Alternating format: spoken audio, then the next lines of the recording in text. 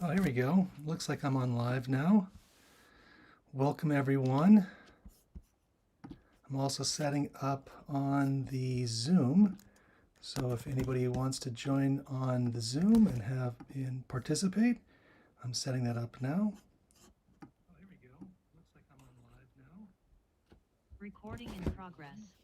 I'm also setting up on the Zoom. So if anybody wants to join on the Zoom and participate. All right.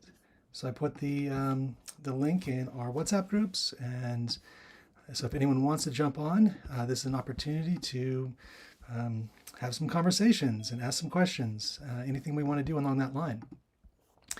I wanted to kind of maybe open up with a bit of just kind of a little bit of announcement, I guess. I'm excited to, just kind of talk about what I'm up to and actually give a little product update as well. I think some things that we could definitely have some conversations about this year, or how to take action into 2026. And my thought is we could just hang out a bit and see what topics come up and how we go from there. Happy New Year, Tracy. Happy New Year, Christina. Good to see you guys. Happy New Year, Brother Rob. Thank you. Yes. So I'm actually trying this new software that does streaming. I do streaming like never. I did one time last year, so on New Year's. So I thought maybe this is a trend now. Yeah, my thought is to kind of just give a few updates, and then we can kind of see how this goes. If people have questions, the things they want to talk about how we can start into the new year with with action. Yeah, what I want to try and do is see if I can share my screen out, and let's see. I'm going to do that here.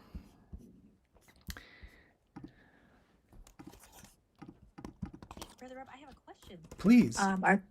Yeah, I see that you also have a link to YouTube, a live stream on YouTube.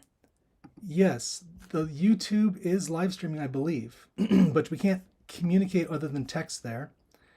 And so that's why I opened up the Zoom. I see. Okay, got it. Thanks. Absolutely. What I'm trying to do is figure out how I can share out my screen. I'm on this software here that should allow me to do it.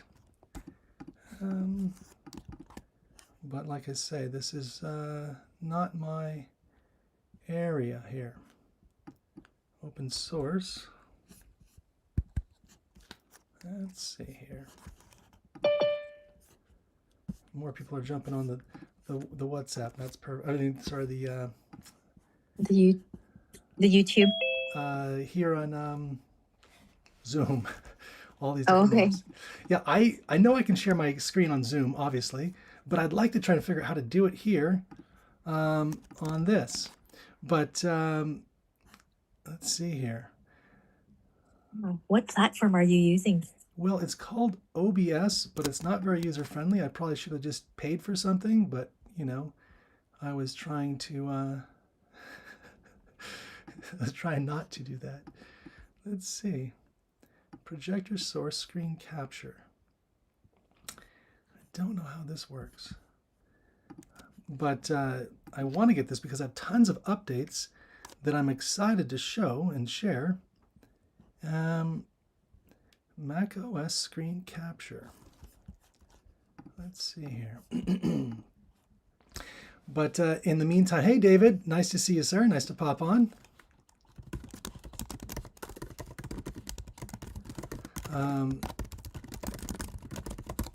Why don't we go ahead and start with a prayer for the new year, for the New Year's Eve, anyways, and maybe that'll also while I'm getting my maybe God can help me get the screen shared out.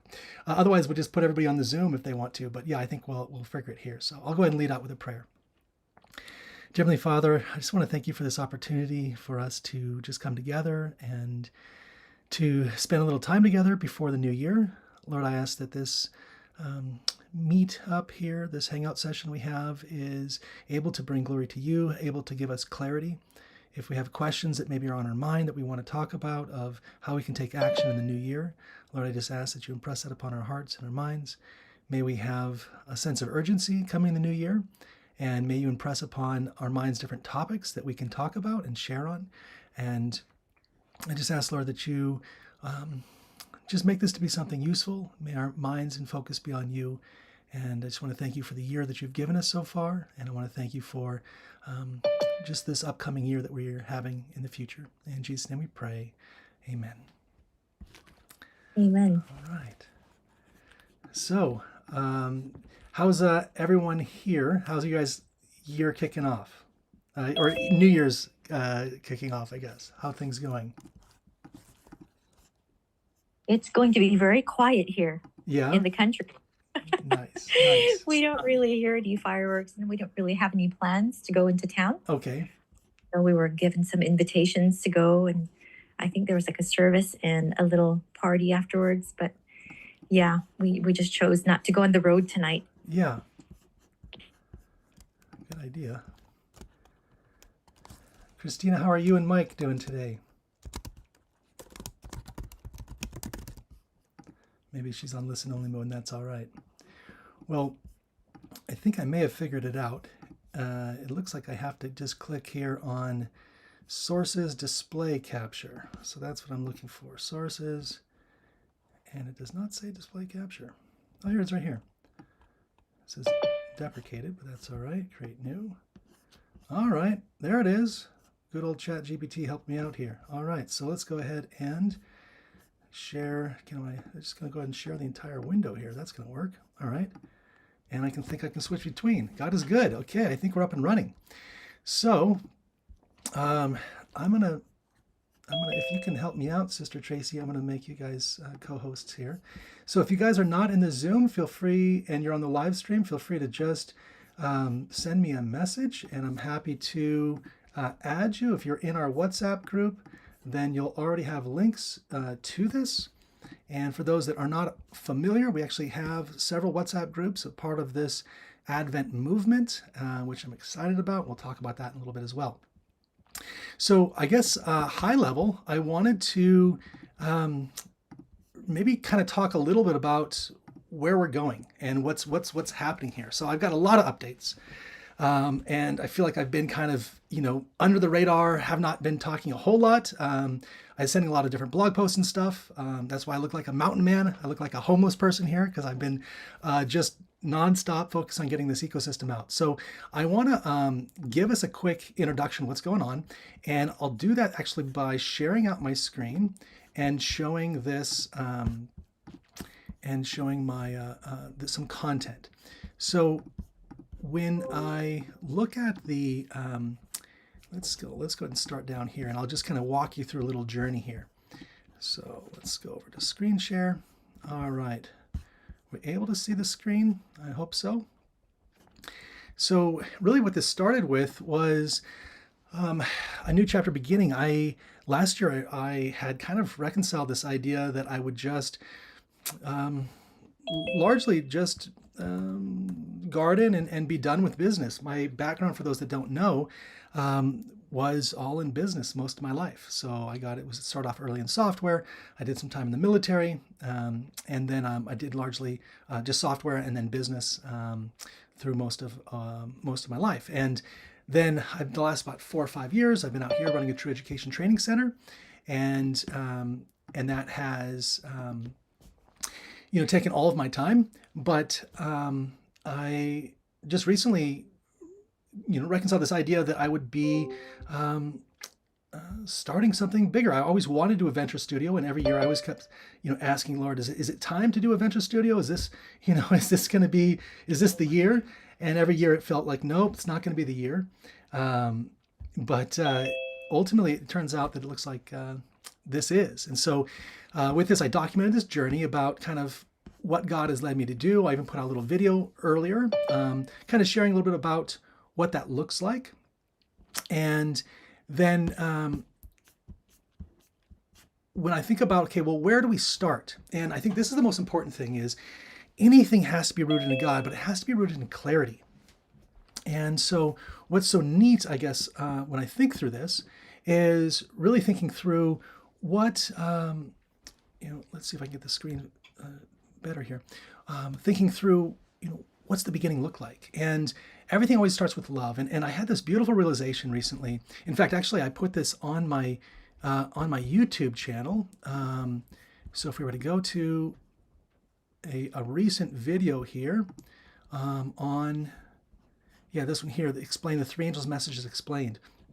Highly recommend that video if you haven't watched it. What's neat about it is God gave me this really clear understanding of what the three angels' messages are through the analogy of a step ladder. And so when we think through that, the first step is us kind of thinking about putting our foot up, right? And accepting, God's love for us. It's a wake-up call. And then when we look at that first step, which is the love leg, is on God, is on his love for us. And then our second leg is where we kind of place that second leg is the action, right? So if our right leg is love, our left leg is action. And I think when we, there's a lot I want to actually say in this, but I think most of us have seen the signs, right? Most of us have a sense of, what is going on in the world largely. Having a sense that there is there's a new normal. Things are not what they used to be. Things are very different now. And I think that's super important to acknowledge. I put a lot of, different analogies in here, but I think when I imagine that, that second angel, I imagine Sodom and Gomorrah. And I imagine Lot and his family in the city. And I imagine how when they came in, it wasn't this, argument on philosophy or, what is, how, how possible is it to even be out of the city? It was just a urgency. It was get out. And I think that's just such an important thing to understand. I wrote in my post that they didn't talk about economic theory. They didn't debate planning. They didn't offer some seminars. They just said destruction is imminent and the time to get out. And what I want to point out in this is that it's not just about doing, this idea that things are collapsing, we have to get out, although that seems to be pretty clear at this point. What I think is interesting is that understanding how, God has a better way. And that's really what I want the focus to be. And so I think when I were to look at, and I did a write-up recently on thinking through the think tank of what is 2026 going to look like. And I think if we look through that lens of what it's going to look like, I think the theme is going to be clear understanding between God's way and other way, and Lucifer's way. God's way and man's way. And I think that's going to be on display so incredibly clear that nobody will be able to, say otherwise. Yeah. And so I just think like when we look at what is the trend for 2026, the trend largely is going to be a demonstration, the beginning of a demonstration, because I think that there's this separation happening. There's this divide that's largely happening between God's way and Satan's way. And I think if we were to go back a bit, we would kind of see how, God has had, from the very beginning, God has had a desire for us to just accept, just to truly just trust that God's way is a better way. But then we don't trust. We think maybe there's something better, maybe there's something greater. And that's why, Eve ate from the tree of knowledge. And that's why we eat from the tree of knowledge today. It's just a different thing. But it's still a lack of trust in God. And we've shown that many of us have shown, I think all of us, if I were to be, I think being honest, have shown a lack of trust in God. And when we look through what does that come through as? It's largely, thinking, well, maybe the worldly system is better in some sort of way. When we looked at the Industrial Revolution, we saw how Lucifer's way started to become more pronounced. After World War I, World War II, we saw how if you went through the false education system, having a degree guaranteed you a job. We saw how the healthcare system, we started moving into false healthcare systems and trusting quote unquote modern medicine. And this is something that I want to talk about, but I'll save it till tomorrow's Tribe of Issachar call. but how a lot of where things are headed is back in that direction of, do we trust God as our healer or man's method as our healer? And I think that's going to be the scary part, is understanding that there will be the omega apostasy, as I pointed out in previous videos or previous calls, is very clear. So I think that's the theme of 2026, is a demonstration. God wants us to demonstrate really what his way is. And I think the way that we do that is first by taking a step on the ladder. Imagine our little ladder with 3 levels. We put our first step on the ladder, and that first step is a taste and see a bit, right? This kind of like, can I trust in God? And recognizing I have to have something, because this need for a savior is so intense when we recognize how sinful and degraded we are, how much we need that. And we see that God is love, and then we then respond with, okay, well, let me take my next foot up, right? So if our right foot is love, our left foot is going to be faith in action. So we put our faith in action foot up there, and we start testing out and seeing, what does it look like to come out of the cities? Is it possible? Will God sustain us out of the cities? And there's such beautiful promises, come out from among them and I will receive you. And that's my testimony, is God has shown that he desires to receive us. He desires to show us that he can sustain us out here. I had a visitor just a couple days ago, 2 days ago. We were doing showing the place around. They have an outpost in the United States, and they were just really amazed at like the testimony of this place that we have here. So for those who don't know, I run an outpost, a fledgling outpost here in central Romania called Berevoy, Advent Center at Berevoy. And when I was able to walk them around and show them, what I was doing here, and explain that we did it with zero budget and with kids. Largely, all this was built by students. There comes this realization that God, uses ways that we didn't expect. I was talking with a gentleman yesterday, and he was asking me about, what type of business he should be getting into in 2026, and how his desire to make some money so that way he can start an outpost. And the idea of what he had in mind for how to make money was candidly, a little surprising, but it was definitely on the fringes of what we would think. Yeah. Yes. Share my screen. Excuse on me, Zoom Brother too. Rob. Yes, sister. Yes. Absolutely. Are you sharing your screen right now? Because we I- can't see it for some reason. I actually wasn't. I was just sharing my face, but I don't think I have okay. my face on here either. So how about that? I'll put my face, I'll put Okay. my screen, I'll put it all up there. No. All right, yeah. no worries. Thank you. We weren't sure if you had some, visuals and I stuff. I was just winging it. If I got my glasses on, I'm reading from a screen, right? If I don't have my glasses on, I'm just out here just being crazy Rob, talking about talking, But no, so No problem. if we were to kind of narrow this in, right? Well, let me finish this little anecdote that I had, because I think it's going to tie back into this. But when we think about this idea of trusting in God, putting our faith in action foot on that second tier of the ladder, the question is are we waiting for God to provide everything before we do that, or are we willing to dip our toes in the Jordan and wait for it to part? And I think that's, for me, the lesson that I've been learning here is, I thought I needed to make money so that way I could come start this. But my story is, I made money, and then I ended up investing all that money into a ministry that I was not even going to be a part of. And then I started this place with $0. And, what's been beautiful with that is, how God has sustained this place, although it's not been super easy. In fact, I was actually, little tangent, I was talking to my wife, Maggie, and sharing like how luxurious this year is. We have running water in the winter. We have power in the winter, thinking about, hey, it's just so luxurious now. We have hot water. We have a toilet that's going to flush without worrying about the pipes freezing up or whatever else, because all the infrastructure work I did this year. But I think that's part of that initial challenge, to show that we trust that God has a better way. And so I was talking with this gentleman, and I'll end this little story with this, is he was sharing with me how, he had a business plan and asked my advice on it. And I gave my advice. And then, I kind of ended with this question, which is, yes, we could go into the world and use worldly methods to make some money.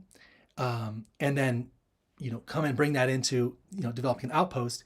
But is that the story we want to tell? Because if I could imagine, I used to have a little bit of money, and if I had built this entire place with that money, that would be then telling my students, my mentees, the people that come through here that are thinking like they want to create their place, I would be telling them, yeah, you got to go in the world, make some money, versus just start off and see how God leads. Again, so what I'm saying here is it's a come and see. It's a really testing that God is good. And so what I want to share then is, this this idea here of the second angel's message. Yeah. And when we think through the second angel's message, it's a wake-up call. It's an opportunity for us to, show that we accept God's love and then respond with faith and action. And we do that out of love, not out of fear. And one thing that's interesting is, when we start talking about what's going on, because, stuff is not normal and you guys know it. When we start talking about that, it can actually breed a little bit of fear. I was watching the silver market over the last couple of days has been very interesting. And, what China's been doing with freezing their supply and, the Shanghai market, and then what COMEX is doing. And anyways, the point is I look at that and I'm like, okay, yeah, I mean, the signs are up. Like this thing is just hanging on by a thread. And, that can breed decisions out of fear. Another example of this was when COVID came. COVID was, truly a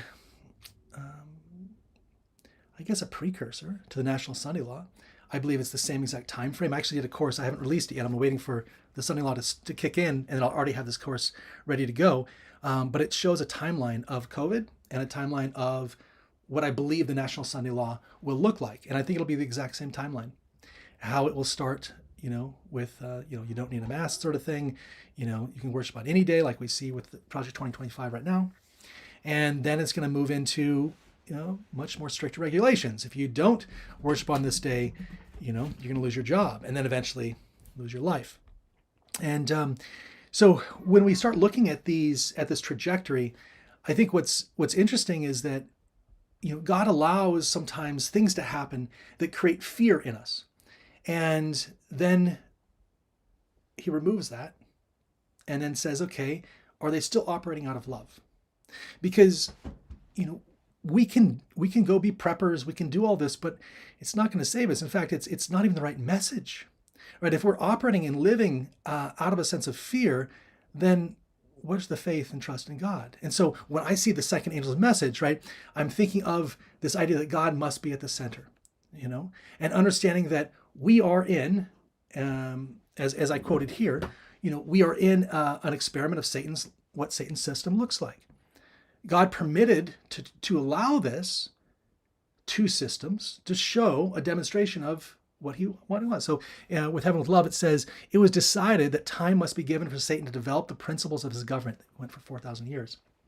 And so I believe that that's what we're looking at right now. I believe that we are going to be seeing in 2026 a very stark contrast, right, between two systems. And I think that the systems that used to work are going to be falling apart. We already see they're falling apart at the seams. In fact, actually, the numbers, when we look at the polling data on people who are thinking, what's the value of college education? We've actually found that it's now inverted, that less believe, it's grossly inverted, that less believe that college is even valuable anymore. And I think that's, again, we look at the food situation. We look at all these different pieces that are falling apart. And, I think that this is going to be the opportunity for us to really feel God's love in a powerful way by coming out and relying on him for that. And so I think that in order to get out, we have to identify every touch point that is a Lucifer's way and then come out of that, right? So I put some lists here. False priorities lead to false environments, leads to false education, that leads to false employment, that leads to false economies, that leads to false food systems, which leads to false healthcare, which leads to not even knowing who the great physician is. I'm really actually excited about the Tribe of Issachar call, because I have so much I want to say on that. I guess I'll just kind of I'll cut through this pretty quickly then. So then, right, we look at let's go to the third angel's message. So we have our foot is now 1 foot out of love, God's love for us. We respond in faith, taking the foot out of the world, putting it on the ladder. And now the third angel is us now responding to his love to us, loving him back. And a response to that love is keeping his commandments. And so this is that analogy that I was sharing of this ladder, and how the right leg is love, the left leg is an expression of faith in action, and about how that first step is there to awaken us to God's love, right? And also what's interesting is that this overlays, by the way, with the true education framework of restore, develop, realize, of up, in, and out. So the first step in the ladder is we're looking up, which is beautiful, right? It's that restoring focus, which is the first principle of the true education. It's restoring focus on God. The second step, right? This is faith in action. And this is an inward focus. This is character development. So when we take our second step, we're focusing inward. It's the coming out of the cities. It's coming out of the false systems that's allowing us to really have that reality check and to be able to develop characters. And then finally, the third step is love returned back to God. And this one here is focused outward. So it's an outward demonstration of the transformative power of God's love. And I just think it's just a beautiful realization, kind of looking through that lens. And so this is where I started to share and open up about what I'm up to. So what I'm developing is what's called a venture studio. So I've been wanting to get in business for a really long time. And every year God shows it's not time yet. And he finally made it clear to me that it was time to get back in business. And so rather than starting one company, I'm going to be starting about 20 or more companies. And when you think of a venture studio is really an umbrella for a lot of different companies that allows for different groups of founders. But I spent a lot of time, for those that know, I spent a lot of time in the Silicon Valley space. I was a mentor at Platinum Tier Venture Accelerators. And there, mostly we were doing an accelerator. We're working with a team and we take equity from them, which is a whole Ponzi scheme. I'm not going to get into that tonight. But we take equity from them and then we help them get to a place where, really get to their place where they're just an investable vehicle. So get their series A, B, C, and get our money back. But when we look at the methods of that, they have an entire team. The problem is finding a good founder team is sometimes hard to do. And not everybody has all the experiences necessary. And so what a venture studio does is it has different shared resources, whether it's going to be things like HR or legal or finance, whether it's even having the technical side handled outside, in which case now you don't need to have this dream team, right, of the hand, the heart, the head, the head, the heart, I always do the H's. I always do H's. It's horizon, head, heart, which is the hustler, hacker, hipster, hammer, that's operations, right? So you have all these different roles. But with a venture studio, we just really need to have a few kind of people that are mostly focused on product management. So that's customer service kind of stuff. And the rest is going to be shared by the team. So when we think about what is a venture studio, it's going to be something that helps hasten the Lord's return, and I'll tell you how we're going to do that. So as we start to share this, I want to share one last piece, which is, here we are, right? Let's go back to the ladder. Right leg is God's love that we are accepting, right? Left leg is us now, you know, have a demonstration of our faith in God. And then we come to an interesting piece. We have our second leg here, our right leg here. And we come to this piece, we say, how much do I really trust in God? And there's this beautiful sign, right? We all have seen this sign. And the sign says, do not stand on the top step. And I was writing this at the same time I was creating some responses to, last generation theology, which I don't like that title at all. I think the title should just die. But the message of righteousness by faith, the message of the third angel, and how we're told by so many that we're not to stand on that top step of the ladder.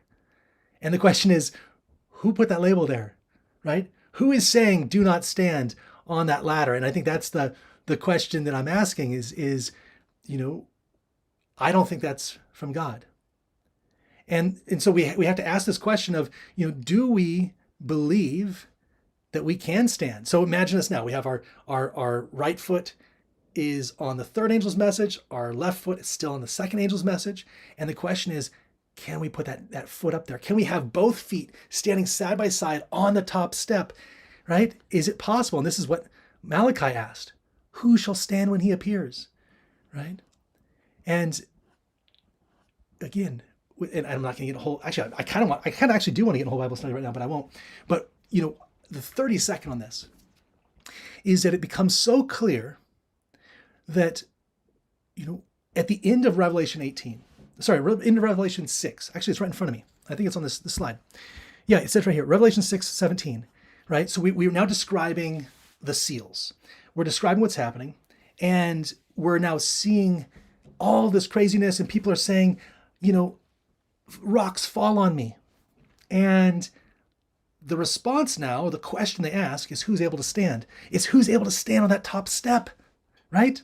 Who's able to put that second foot up on that top step where it becomes completely imbalanced, right? There's no, you're up there. You've stood on a ladder before on the top step, I'm sure. And you see how vulnerable it is up there. Who can stand? And what I think is beautiful is, actually I spelled out right here, yeah. So Revelation 6 ends with a question. Revelation 7 has the answer. Revelation 7 tells us, here's the 144,000. Yeah. And I think it's just beautiful. Revelation 14 confirms that. Here they are that keep the commandments of God and the faith of Jesus. That's the third angel's message. And so we start to see that this people, who are they? They're the ones that got victory over the beast, right? Who are they? Revelation 7:14. You know who they are, he says. Right? Revelation 7:14. They are that came out of the great tribulation, have washed their robes in the blood of the Lamb. And so this becomes this beautiful thing, right? They're singing the song of Moses. But by the way, I did a study with a mentee on sacred music, and I saw this beautiful framework of of sacred music, which I was just really happy and excited to see. And it then gives us this idea that the first piece is instruction, right? It's restore. The second is development, and that's this cry and the plea of deliverance. And the third is thanksgiving. It's realization. So the question then is, who can take one more step? Who can take that next step? And, the question is there a fourth movement? And we know the answer to this already, right? The answer is yes. Revelation 18. Revelation 18, 1-2 is that fourth step. No, so hear me out, right? This is like so crazy. If you really get your mind around this, first angel's message is the love leg. I think I put it up here somewhere too. Yeah. First angel's message, right? That's the right leg. That's the love leg, accepting God's love for us. Second angel, faith in action, coming out of false systems. We're no longer 1 foot in the world. We got 1 foot out. Yeah. Third angel, we're now responding with our love to God.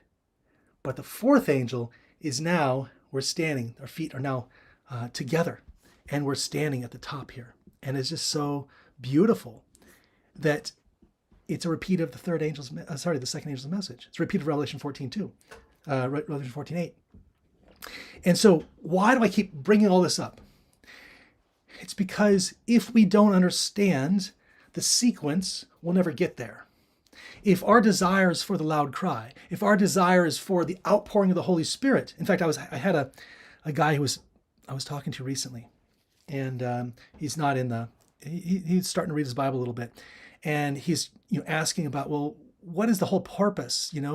Like, are we to be, are we to manifest something? Or to become like God? Like, what is our purpose? And I said, our purpose is, well, present truth is to be part of the 144,000. But he was asking what specifically, what's the action? He says, we want the latter rain.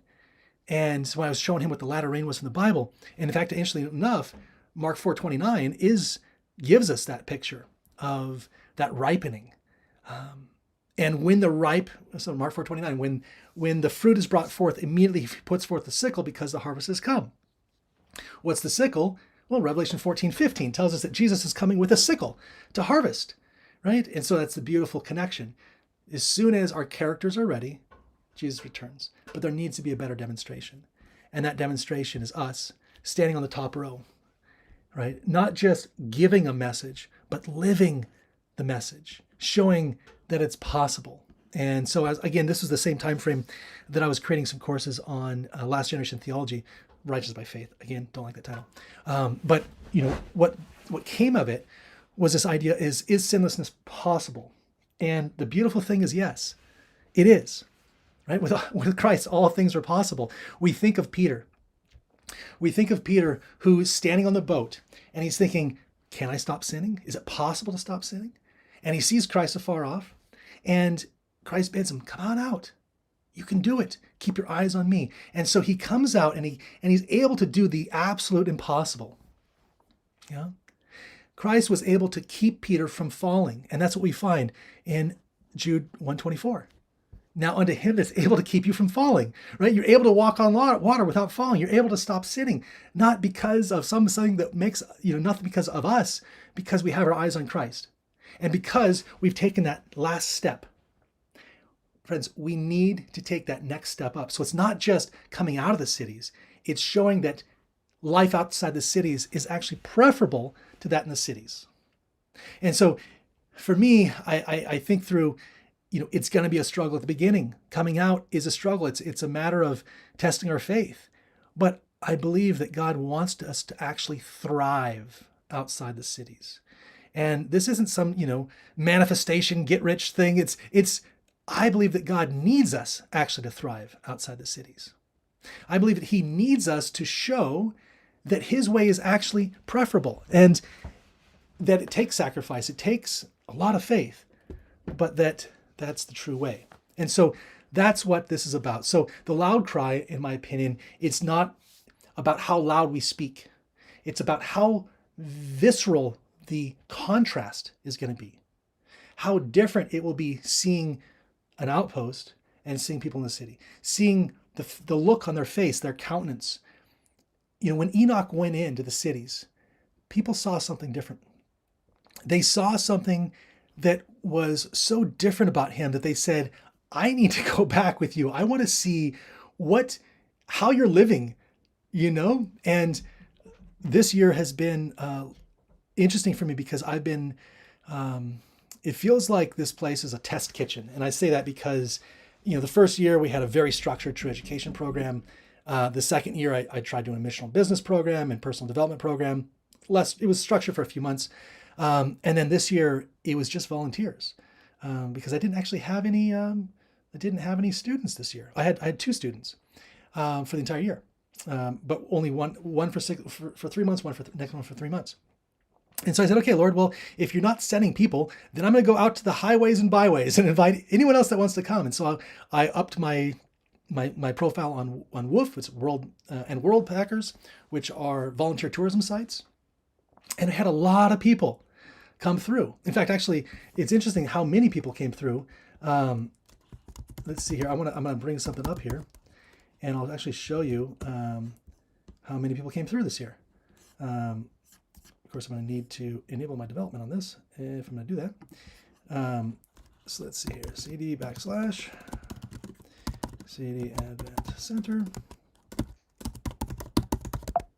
I'm excited. I'm going to get this loaded up because I actually am excited to show you guys some of the tools I've been playing with. CD sites, LCD. Advent Center.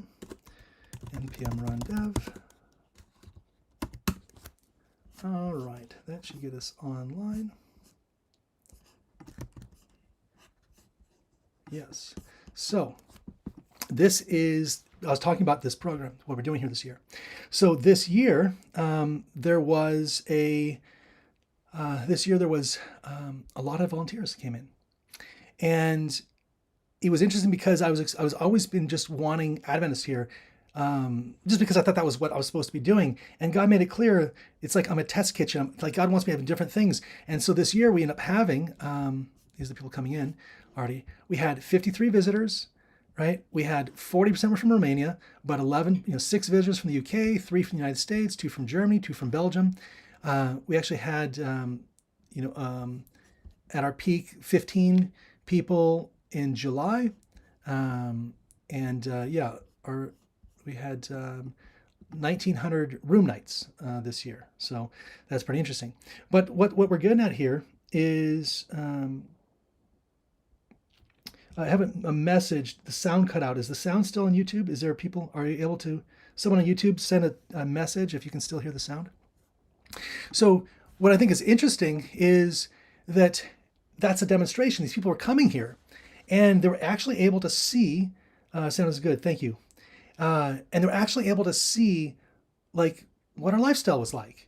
And so we had this program, the 717 program. So what we actually, I can show you kind of what that looks like.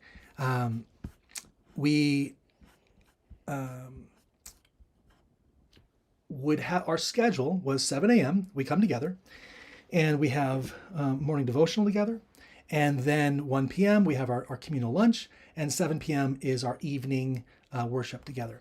And everybody that came, by the way, almost none of them were even Christian. Most all of them were either atheist or agnostic or spiritualists. But it was just so beautiful because we're able to actually like open up, in an authentic way, in a real way, what our beliefs were. And people were curious of our beliefs. They wanted to see what it was, what it looked like to, in our way of living. And I think that was just such a beautiful way. And so I believe in the Enoch form of evangelism. All this is to say, I believe that God has a plan for us. He wants us to set up centers so that people can come and see what his way looks like. And so, this is what we've been doing all year, talking about outpost management, about, different types of governance, different types of structures. But ultimately, when we think of the fourth angel's message, when we think of the loud cry, I think it's going to be like Enoch. We're going to go into the cities. We're going to be eating from really good food from our place, so much so that it's going to be, so much so that we're going to be just invigorated, right? It's like Daniel's diet. They're going to see a difference in us and a difference with those in the cities. And they're going to say, how is it that you're so healthy? How is it that you're so happy? And we're like, because we're living in God's system, and that's going to be the biggest testimony. And I'm excited for that. Okay, I can hear now just to refresh it. Good. So that's the fourth angel's message. And why I get to this is because the fourth angel's message is the pivotal, I should say, piece of what we're trying to do. And I want to also acknowledge Brother Justin, who has a fantastic channel. I'm honored to have you here, sir. Feel free to jump in anytime and say hey, or anything you want to share. The mic is yours anytime. And so when I think through what is the Advent Venture Studio and what's the reason these companies are going to exist, they're all there to bring people out of the cities. Because for the last several years, all I've done is talked about the third angel's message. And yet it feels like there's a massive disconnect. And so this year I've decided that I'm going to speak, I'm still speaking on the third angel's message but my focus is going to be on the second and the fourth, because I've only focused on the first and the third. And so now I want to start focusing more on the second and the fourth. And with that, this idea of how do we actually help people come out of cities, help people come out of false systems. And that's when we start looking at, and what I laid out here is that for us to do that, we're going to need infrastructure. And so in this next post, the loud cry needs structure. It's a play on words because we're going to need the infrastructure. We're going to need, we are not prepared. Ellen White says we are not prepared for what the issues the Sunny laws are going to bring. And it's not going to be the time to deal with chaos when when there's just so much other things happening, right? So whatever we can do now, Ellen White says that we are all to be Josephs. Whatever we can do now to start thinking ahead and saying, what foundationally can we build? So that way, when the chaos comes, it's not as devastating. When the chaos comes, it's manageable. And more than that, I believe God is a God of order. And so I believe we need structure. And so, in this, I write here that I believe, God builds before he shakes. Yeah. And so before God allows for all this, it says he's holding back the winds of strife. God desires for there to be something foundational. And, we write here, Noah built an ark while the sky was blue. Joseph built storehouses while the fields were green. Moses organized a camp before it moved. And I think that, we need to be thinking of what can we do? Again, we're not here to be saviors. It's nothing that we can do on our own. But when God has said, come out of the cities, he's told us these things. This is, it's presumption for us to stay in them any longer. It's presumption for us not to think we've got to do something. And this is where, we get in this beautiful verse about the tribe of Issachar, right? The Bible mentions this special group, and it says in 1 Chronicles 12:32, and the children of Issachar were men that had understanding of the times.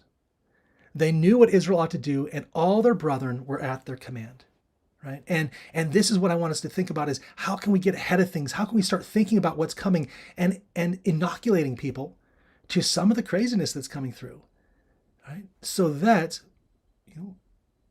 we're able to be a little more calm.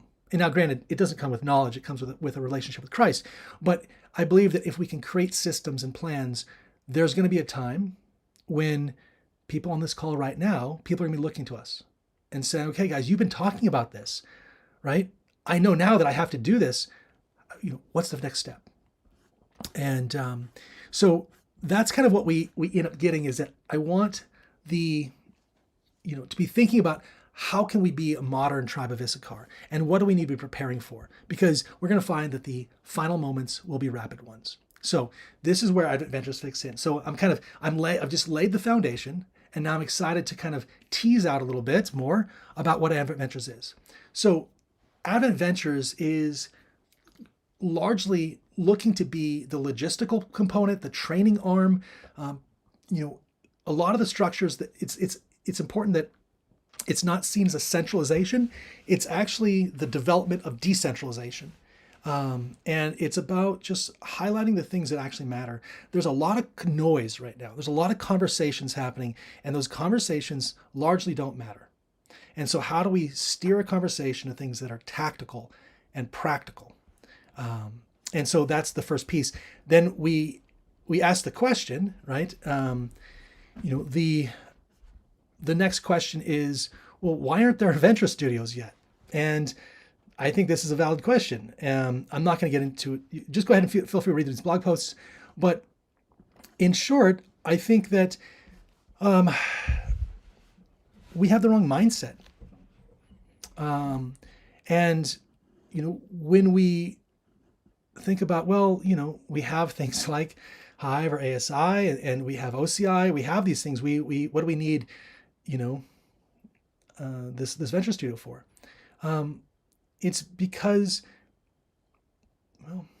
to put this gently, most of these organizations are hovering around the things that already work versus looking at incubating the things that don't exist yet. And so the focus on Advent Ventures Studio, the focus is going to be incubation, acceleration, is going to be creating, really starting from zero. And that's really what we want to focus on. So I was right here. If we're being honest, the existing initiatives tend to orbit what are established. They highlight, platform, and rally around ventures that already exist more than helping found new ones from zero. And that's what we're all about. So we're all about taking people from ground zero and how do we bring them up, how we give them everything they need to do that. So that's kind of a large portion of this is that, we need to be thinking about how do we invent some way of becoming acquainted with people, and then how do we path people, focusing on employment models that are Sabbath friendly, focusing on turnkey franchises so people can just start a business out of the gate. I'm excited to hear what Sister Christina is doing with her franchise, with thinking about how do we put barter systems, how do we have remnant economies essentially.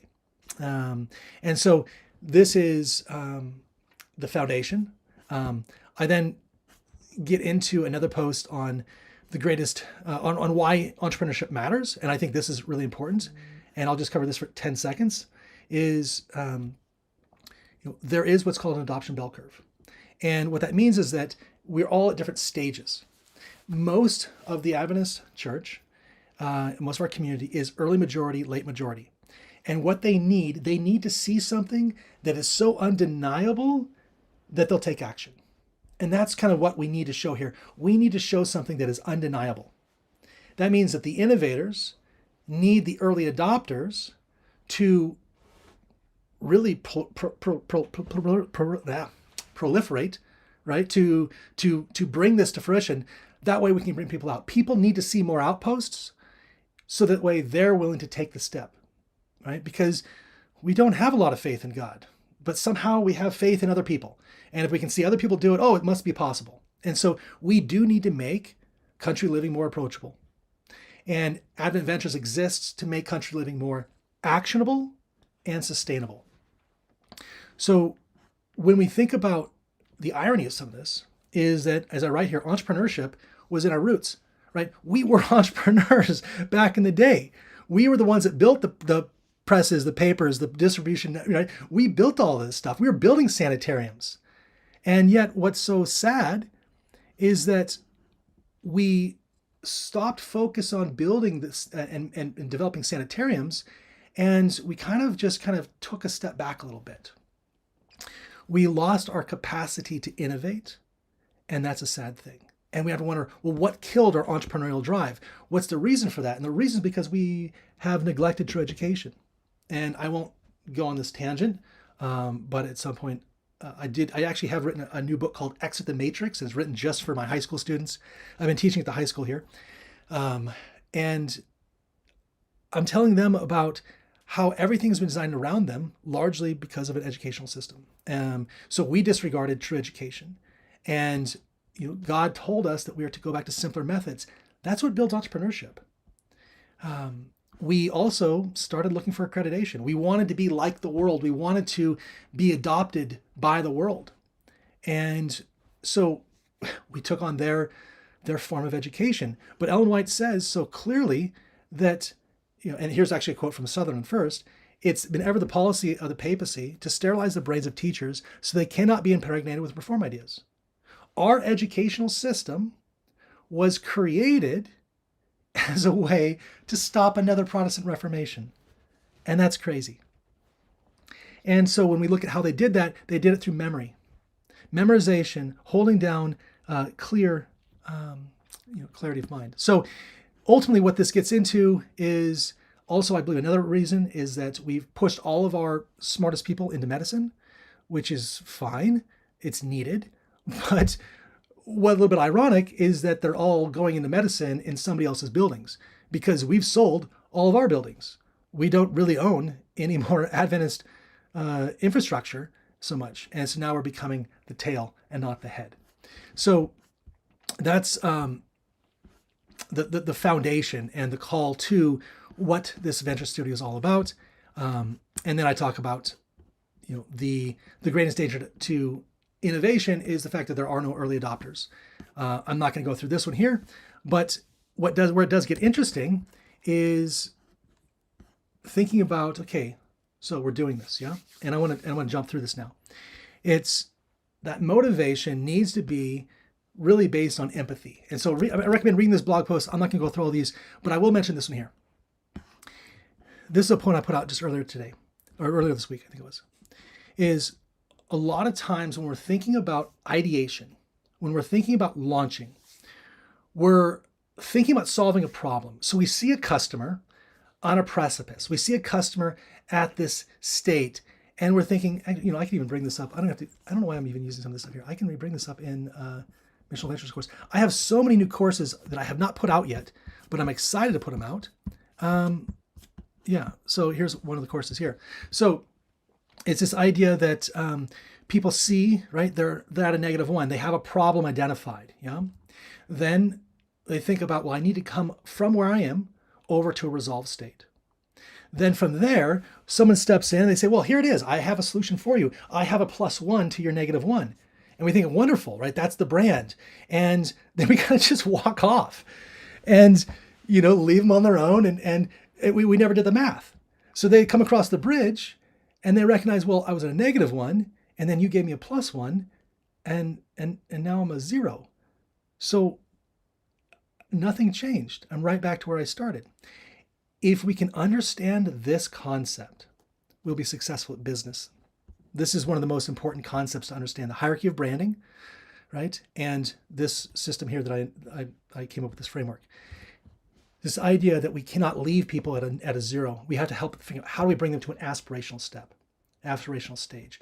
And this is where we get into this idea of the psychology and hierarchy of branding, and about how, and this one here, this is going to, if we capture this piece right here, it's going to be significant. If we understand that there needs to be this escalation, this elevation of not just selling a functional brand anymore, but actually thinking about how do we get to a place where we're actually giving a transformational brand. And the practical example of this is, some people are, I'm going to bring this a little higher here on the screen. Some people are, they're selling, apples, they're selling tomatoes. In fact, actually, when I got to this outpost, they were trying to make a living selling tomatoes, and they weren't doing a very good job. Why? Because they were selling them as a commodity. You cannot make a living selling functional produce. It's not going to happen. You're not going to get enough scale on that unless you have some sort of massive outpost. You're not going to get the scale necessary. And so when we think about functional apples, it's like, or functional tomatoes, or functional insert anything, you're selling them on mass. And the problem with that, selling on mass, is that people are not going to pay a lot of money for it. But if you then have a distinctive, right, you put a different name on it, you say, oh, it's organic, it's some sort of artisanal thing, you can now charge more for that. Yeah. So now you're able to start making a living off of a smaller amount of goods. Now you're putting them into some special little boxes, right? You're differentiating them in a way that gets people excited. Like, okay, actually, I want this. Now, this is the thinking I want us to have in 2026. Is so many of us are failing because we think like a functional brand. And so if we start thinking as a distinctive, what has God given us what's in our hand that actually makes us different? And start leaning into that. Then how do we make this experiential? Because just selling a product is not enough. We want to be able to bring them in and actually show them, right? Bring them in for a tour, have an apple picking event, whatever it is, right? Do something that brings them in and actually gets them to have an experiential moment. They're now interacting with our brand in a way that has more customer touch points, in a way that allows us to demonstrate Christ's character in more ways. Ultimately, this next level is transformational. And that's what our really goal is. The goal is help them understand that it's not just about the tomato or the apple. It's about what comes from that. By eating healthy, we actually now are able to start hearing the Holy Spirit. And that's where things get really interesting. So when we think about this journey, if you can take this into 2026, this will be a game changer for you, because it'll allow you to charge more. It'll allow you to have a much deeper connection with your customer. And there's a lot of ideas for this. I created some ideas for, like, what it would look like for daycare. What does a transformational brand look like for a carpenter, for a nurse, whatever that is. It's all in the missional entrepreneurship courses. So this now takes us to, it's all in here. So all this stuff is here. This takes us ultimately to the post I put out just a few minutes before jumping on this call. And that's the importance of brands. And so what I'm excited about is launching a brand that is almost a movement. Yeah. And so when we think about brands, we think about what are brand ingredients. The Advent Venture Studio will be launched as the Advent Movement. And this idea of getting back to our roots in order to go fast forward to his coming. And when we think about different brand ingredients, we talked a lot about this already in the missional entrepreneurship, or sorry, the Outpost Founders group. But our vision, right, our destination is ultimately being reunited with Jesus. Our identity as Seventh-day Adventists then reinforces that. It's so interesting how so many of us don't know our purpose is because we don't know our identity. And our mission is then to make that plain. And so the Advent Ventures studio, the Advent movement, is there to make this practical and tactical. So I just launched this a few minutes before the call today. And so this is, ignore the logo, I have to update that. It's supposed to be Advent. Yeah. So this is our, the Venture Studio. And it starts off with a lot of different, kind of positioning. I also put in a whole, brand guide because I really wanted to like make this, it's gonna be really like, kind of neat. So if we ever want to create content, we can go to the brand guide. It'll give us all the colors, all of everything we need in order to generate content through the Advent movement. What's also interesting is I started documenting this. So these are all the blog posts. I could have just done it from this side, I guess. And we have initiatives. And so now the idea is that what we're going to find is there's different functional areas. When we start thinking about, I did skip over one blog post, but I'm not going to go back to it. But it's about the customer journey. Actually, it's kind of fundamental, but customer persona journey. So in this here, we recognize that there are different levels where we're at, and the importance of us being able to see where people are and then be able to path them across a larger journey. And so that's what this is. And so what we end up finding is that there ends up being these kind of different quadrants. And read this post. I don't want to go into it now because I want to shift focus. We've already been talking here for an hour already, so I want to shift over. But recommend reading this post. It's on the adventmovement.org or on my Substack, and it talks about the persona journey and what we're going to do with them. And what's interesting with this is that there ends up needing to be different stages that are identified to bring people there. And that's the Z-axis. And the Z-axis is largely these different pillars that are necessary. And that's what this is. And so when we look at these different initiatives, these are the different pillars that form all the functional areas necessary. So there's true education, right? Founded in truth, right? A remnant lifestyle, country living, missional entrepreneurship, outreach, and then outposts. And so these are the kind of functional areas, and each of these form a journey. And so this is where it starts getting tactical. So there's actually the pillars are arranged on a journey in order to then bring people in and help transform them. So we start off with helping them become more self-aware.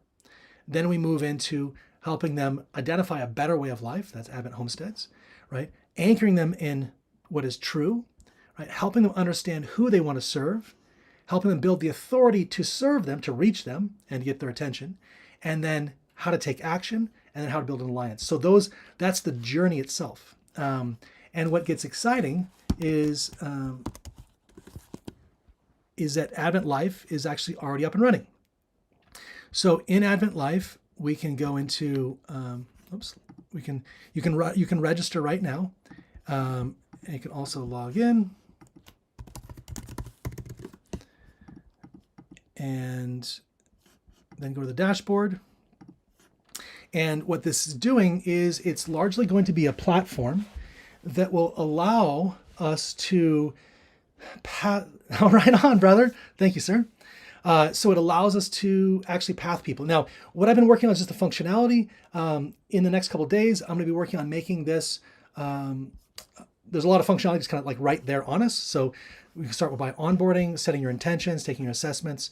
But what you'll find here is that all of this is going to help you form a pathway, and that will allow you to kind of step through this journey. And so that's really what this whole thing is going to be, is how do we help connect people? So the first step is self-awareness. Right. So with that first step, it's it really is all the tools we're going to need to be able to be more self-aware, and then able to then move into self-development. So yeah. Anyways, I feel like I've been talking way too much. So I kind of want to just, I guess let people that want to say hey and Happy New Year, everyone. I don't think it's New Year for anyone on this chat just yet, but welcome everyone. Does anyone want to jump off and say anything? And Brother Justin, do you want to introduce yourself, sir? Yeah, sure. Can you hear me? Yes, sir. Hey, everyone. Oh man, this has been a blessing. Hey, I'm Justin Tobias. I worked with Rob a few times this year, or maybe more than a few times on Advent Media Connect, and then we Yes, had sir. the pleasure of having you on our virtual camp meetings. It's been such a blessing, and man, I'm telling you, Rob, you are literally, and what you're doing is answered prayer. God is good. I am just so excited to see what you're building out here. And I'm telling you, I think back in 2021, the Lord really moved on my heart and my wife's heart to start an outpost in Georgia, in the States here. And I just dived into it. I try to find resources to kind of explain, well, how do I do this? How do I build this out? What are the steps? And there's a lot of good ministries out there that give, good kind of general resources. They more so give you the history of Madison and all that Sure. stuff, which is great. But the actual, steps, blueprint, like the infrastructure, as you're saying, just couldn't find that. And it was quite frustrating. So this is the answer to years of praying, man. And I'm just absolutely thrilled to hear what you're doing. And Praise the Lord. I'm excited to share this with the rest of my team. Right on, sir. Well, this is these are the boxes, and I'm excited to have authorities like yourself be able to kind of start filling content in the box. What I recognize the hardest thing is just getting the train moving a little bit.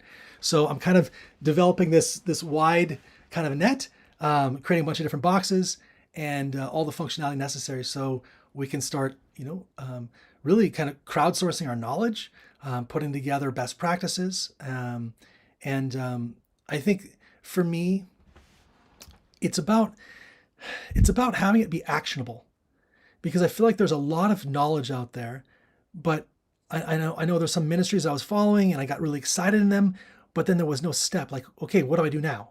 And that's what I want to have. And so my hope is to be partnered, with you, Brother Justin, and with others, where we can make this thing actionable. And as you all know, that have been following this journey with our Outpost Founders course for the last almost a year, this isn't my platform. This is me just trying to put out what the Lord has already, put on my heart to get out there, and then seeing how, this group that's on the call right now, what we can do with it.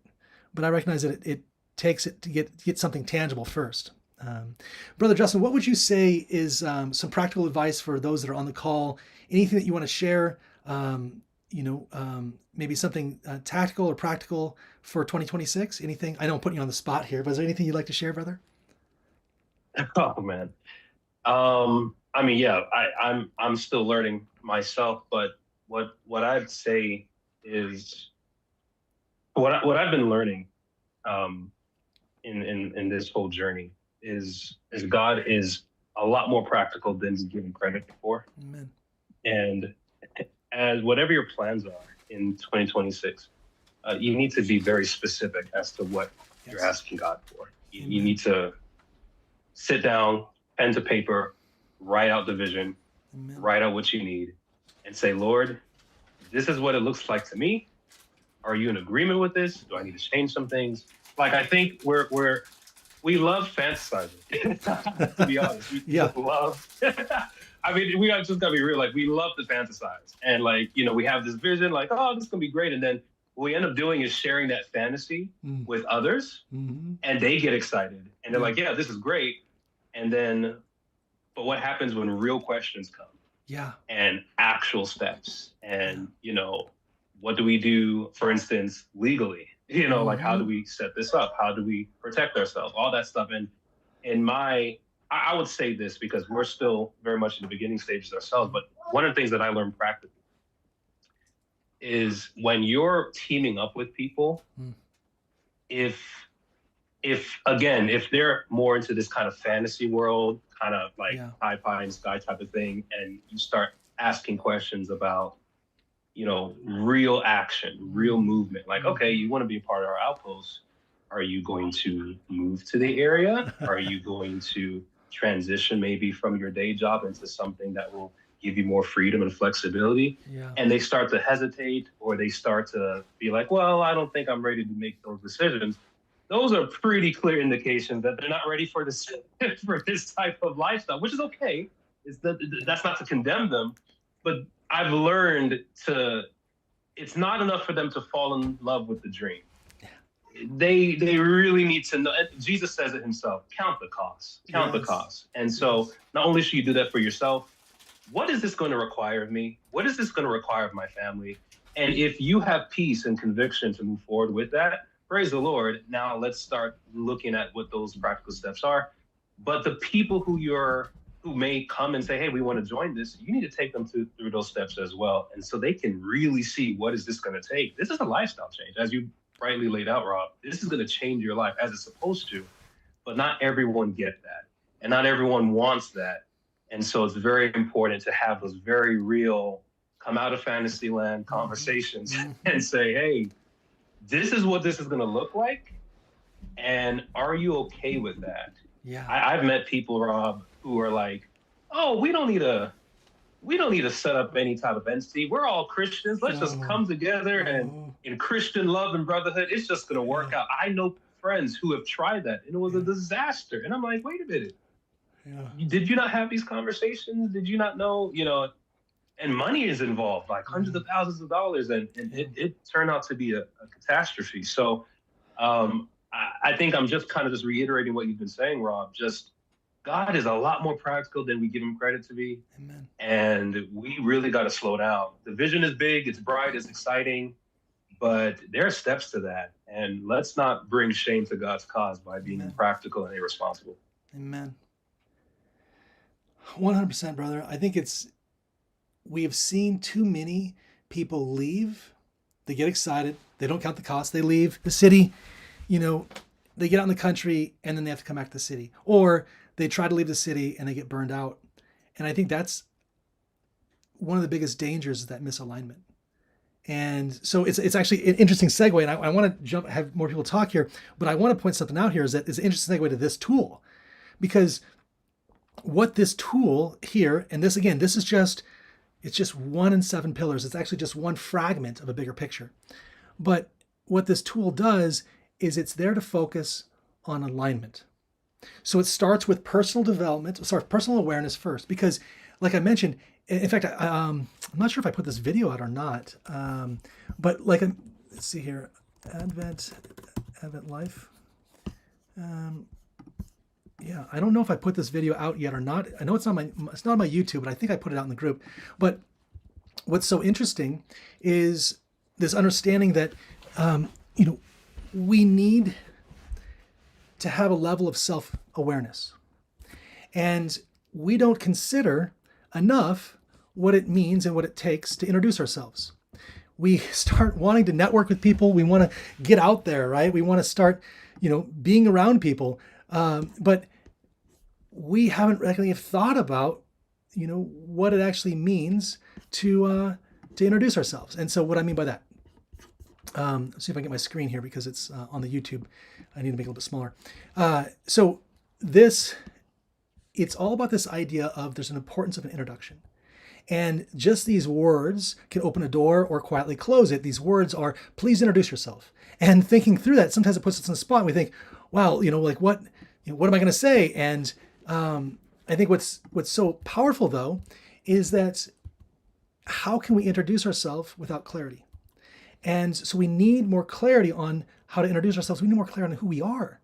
Because when the introduction is clear, it removes confusion, it builds trust, it gives context, right?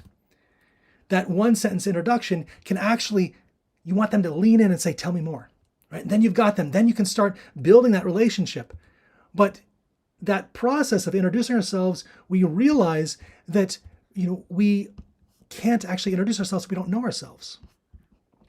And so that's the important thing is how do we honestly know our intentions? And I think that's what brother Justin was speaking about, this idea that we need to be more clear with, one, being honest with ourselves. And then two, being able to succinctly share something with someone else, right? Ellen White says we need to have a knowledge of ourselves. Be ready to always give an answer to everyone that asks of you, 1 Peter 3:15. Yeah. So we have to be ready to introduce ourselves, and we have to have clarity on being able to introduce our Creator. We need to have clarity on what that looks like. So when I think through my introduction, it's who is this person is the question they're asking, and why are they even here? And what are they focused on right now? And how do they see the world? Because perception matters. And almost most importantly, if not the most importantly, can I trust they're going to show up? Can I trust that they'll be the same person tomorrow as they were today? And that becomes our promise. And we need to have a brand promise. Even personal brands need a brand promise. Then we need to talk through and be clear on how we see the world. We need to share what our perspective is. We need to be able to share what our authority is, what we're focused on. We need to be able to speak to why it is that we're here. Right? That's our reason. We need to be able to share our identity. Who are we really? And this becomes our introduction formula. So this is actually the new courseware, and I'm not sure if I've even posted this or not yet, but this is the new courseware for Advent Life. And what I'm so excited about this because it makes things so crystal clear when we can go through these different processes. So lesson 3 is actually our identity, then reason for being, our authority, and we walk through all these with different worksheets. And when we get to the end of it, we're able to introduce ourselves. Because we find that we'll never be able to introduce ourselves if we don't understand ourselves. And that's why self-discovery matters. Self-discovery is one of the most important things that we need to know. And so that's kind of what this lesson does. I believe that it's not as much about learning what to say as it is about becoming the kind of person who's ready to speak. And that's what I want this course to be about. And then in the next course, it's about introducing yourself, but it's more about knowing yourself. Examine, prove your own selves. Let a man examine himself, and so let him eat of that bread and drink of that cup. And that right there, that language, that's communion language. Yeah? So before communion, let a man examine himself. Before mission, we need to examine ourselves. We need to know our motives. Justin, please, brother, jump in anytime. Yeah, I love what you're saying. I wanted to Please, add please. as well, and I know this is exactly what you're talking about because you're talking in the context of kind of proper branding.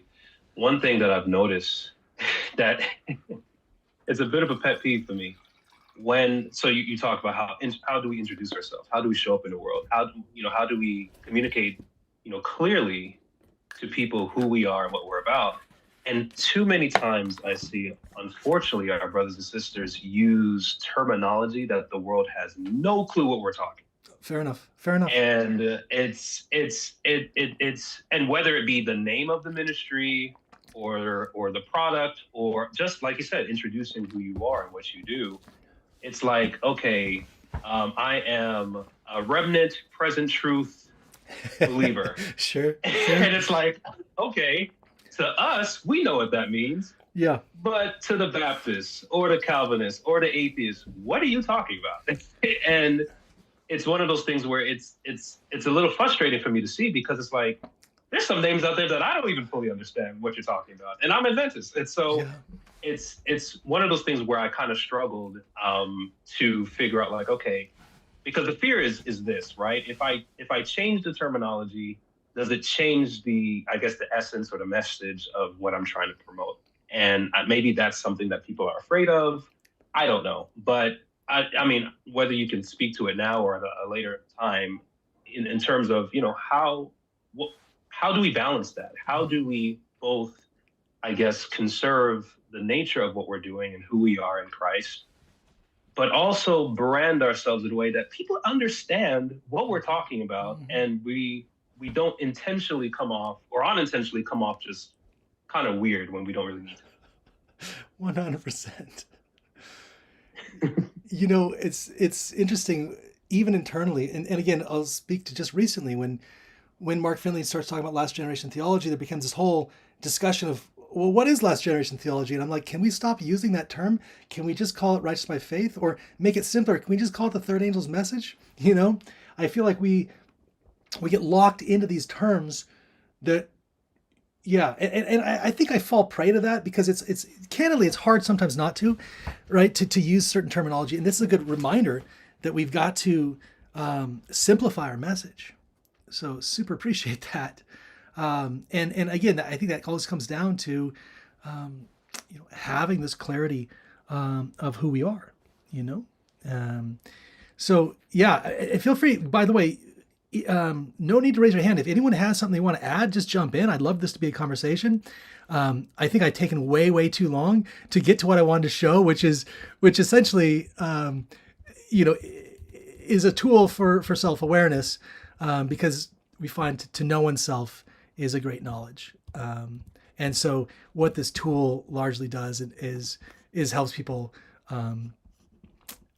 ultimately helps people understand themselves better. And so one of the things that's neat about this tool is this feature I built in for setting intentions. And what this means, and feel free to jump in on anyone here that wants to, have you ever been in a situation where you're having a conversation with somebody and it felt like you just didn't understand what it was they're offering or what it is they wanted? That to me is the most panicked situation I can be in. One reason I hate small talk, I want to just get to the point what you want, right?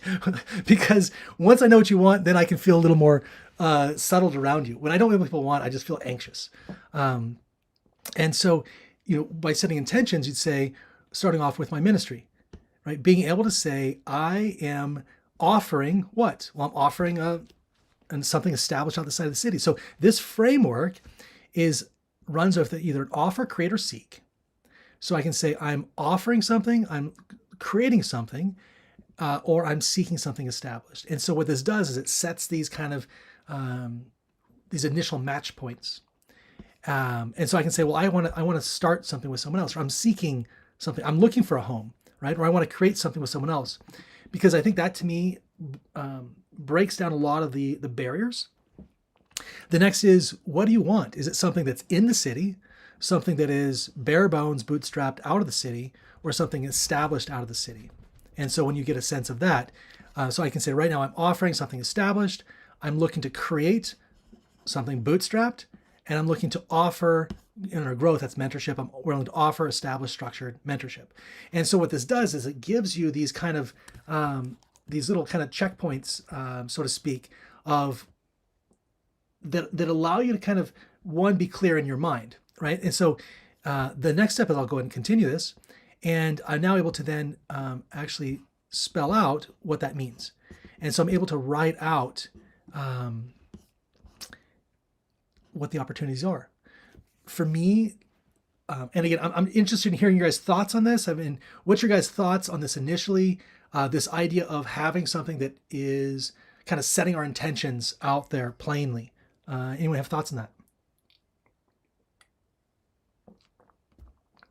Yes, Brother Rob, I want to give my feedback. I thought that was really very, very simple in how you broke it down so that people can choose from the selection that you have in order to express themselves or to be able to communicate their intentions. Mm-hmm. So I love how you broke it down so simply. Praise the Lord.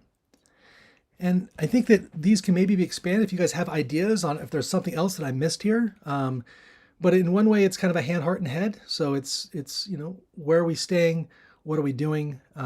And what are we becoming, so to speak? And then you can save this, and now it gets stored to profile. The next thing that we can do in the platform is take assessment. So now it has it here. So if your intentions are set. It's also like setting goals, but it's a fast way of doing goals. The next one is assessments. So I'm actually reorganizing all of this because it's a lot to take in at once. So this whole section here is actually going to be moving over to Advent Homesteads. But you have the ability to go through and actually do skill assessments. So this is going to get moved to Advent Homesteads here, where it used to be, but I kind of brought it here for a minute. And this allows you to kind of go through, and it asks you different questions. So we're going to go through here. I can go ahead and retake the assessment. It asks me different questions here. It says something like, I'm an expert in plumbing systems. Okay, well, disagree. I did just plumb the house, but I wouldn't call myself an expert. It has things like, electronics, definitely, and some of these are inverted. So, electronic systems overwhelm me. Yeah, kind of, right? But harvesting, definitely, strongly agree. I know how to do that. So what I'm able to do, yes, strongly able to apprentice greenhouse level, yes, right? And so I'm able to, wildlife management master, no. So I'm able to kind of go through this and answer these different questions. What's neat about this is it then gives me a series of scores. So what this does is that this starts to help form a personal development plan. So step 1 is going to be awareness. Step 2 is awakening to, what you know, what you need to know, etc. And then I can go back to more assessments. I can take one specifically on ministry and outreach, on outpost leadership and operations. And then what's neat about this is when I'm finished with this, I can now come to my profile and it will actually give me an assessment. So it now breaks it down between hand, heart, and head, where I'm at, and it shows me kind of a radial or a spider map. So this is kind of giving us this spider map of what our skill profile looks like. Now, what I'm going to show you in a little bit, it's interesting, is we can actually overlay this with others. And so if you are looking to align with somebody, it will then show you, do you guys have complementary skills, or are you kind of reinventing what's needed? I have seen a lot of people wanting to form outposts or even businesses where they're kind of a clone of themselves. And the problem with that is that then there's a lot of roles needed that are unfulfilled in that partnership. So you can come in here, you can take your assessment results. I can even break it down on a much more granular level. And I can see, okay, wow, really low score on childcare, on medical ministry, on electronics, on machinery. That's who I need. I need people with high in order to complement my low skills. What's also interesting, now again, remember, this is a personal development platform. So what's also interesting with this is you can also specify what your focus areas are. So for me, it's enterprise, missional coaching, true education, it's vision setting, it's operations, spiritual mentorship, right? I'm able, beneficial food preparation. I'm able to specify that. And now when I come to my pathway, it shows me my focus areas. So now the platform will start serving content specific to them, for them, on their focus areas. So if you're already at a master level, then it's going to open up opportunities for you to be a mentor with others. If you are at a low level on something, it opens up opportunities for you to be trained. So again, based on your scores, it also starts matching you with people who either have something to teach you or something that you can teach others. And that's kind of part of the pathway. If we go back into the dashboard under assessments, there's one more level to this. So yes, there are a bunch of secular frameworks you can take. I think it's really good to know your love language. I like to know my students' love languages, as well as, I think it's good to even know, other, frameworks, not because you'll make entire decisions out of that, but just so you can kind of have a better sense on where people's heads at. But this one here is one that's really interesting, and that's a lifestyle preference assessment. So in this assessment, it measures different things based on what you consume through your mouth, what you consume through your eyes and ears, right? Your routines, your preferences, and where are you at? So I can actually go through and take this assessment. And what's neat about this is it allows you then to specify where you are and where you want to be. Now, again, these are private assessments that you have the ability to then show others if you want by unlocking them. But these are initially going to be private assessments. And you go through and you specify where you are and where you want to be. So now what's neat about that is it actually starts giving you a sense of your results. So it shows an example right now. Look, I'm using deep fried. I'm not going to lie. fry my stuff. I would like to stop frying my schnitz, my tofu. I'd like to just bake things only. But I'm still frying stuff. I'm not going to lie, right? I still have different processed sweeteners. I'd like to be unrefined, right? I still buy my cooking spices. I'd like to be ones just from the stores. I'm still drinking processed juices, but I'd like it to be only natural juice, right? This idea that I can be able to go through and show where I am and where I want to be. Now, what's neat about this is this data, it's personal to you, but it also develops your pathway. Because now I'm able to come through and see my pathway coach. Imagine you can actually have an entire life coach through this platform. So what do I mean by this? The system will show you where you have maybe your largest changes at. So what's the biggest variance? Where's the biggest deltas that you have? What are some of the things that you're doing well that you want to hold on to? So we can actually go into this. We're going to view the coach on this. So largest change targets right now for me, I am right now have a very bad work schedule, -3. I'd like to be much better, much more temperate with my working. Right now, I'm leading on in a lot of times Sabbath, I just kind of just need to be in nature. I just need to chill out, but I'd like to do even more ministry on Sabbath. Quality of food right now, you can have these different things. Right now, I'm buying some things are non-organics from the store. I'd like to be fully homegrown. And so you start seeing how, right now I'm up too late. I'd like to not be that. So what it does is it shows you some of your biggest deltas, and then you're able to start saying, I want to take this one on. And you can actually start talking through why this matters to you, what a win would look like, and then be able to then even start, you can select a target, and then be able to even start working on this particular initiative. So it's a way to start thinking of things that you want to change, thinking of things that you want to take action in your life and be able to do that. It also has other things in here, keystone anchors. So this is like, how can I protect this habit? Being more intentional about, I'm doing this well, how can I lock that down better? Plateaus. In this instance, this would be places you say, hey, you know what, I'm actually good right here in the middle. And what does that mean?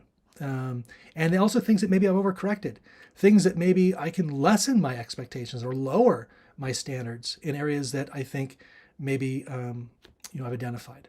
So that's kind of an interesting piece. Anybody have thoughts on this? Is this the first time that is anyone just seen this for the first time that have some thoughts on this platform so far?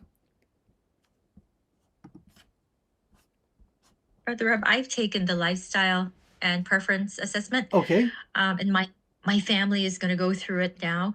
I do have a question. Yeah. These assessments, because there's several assessments, right?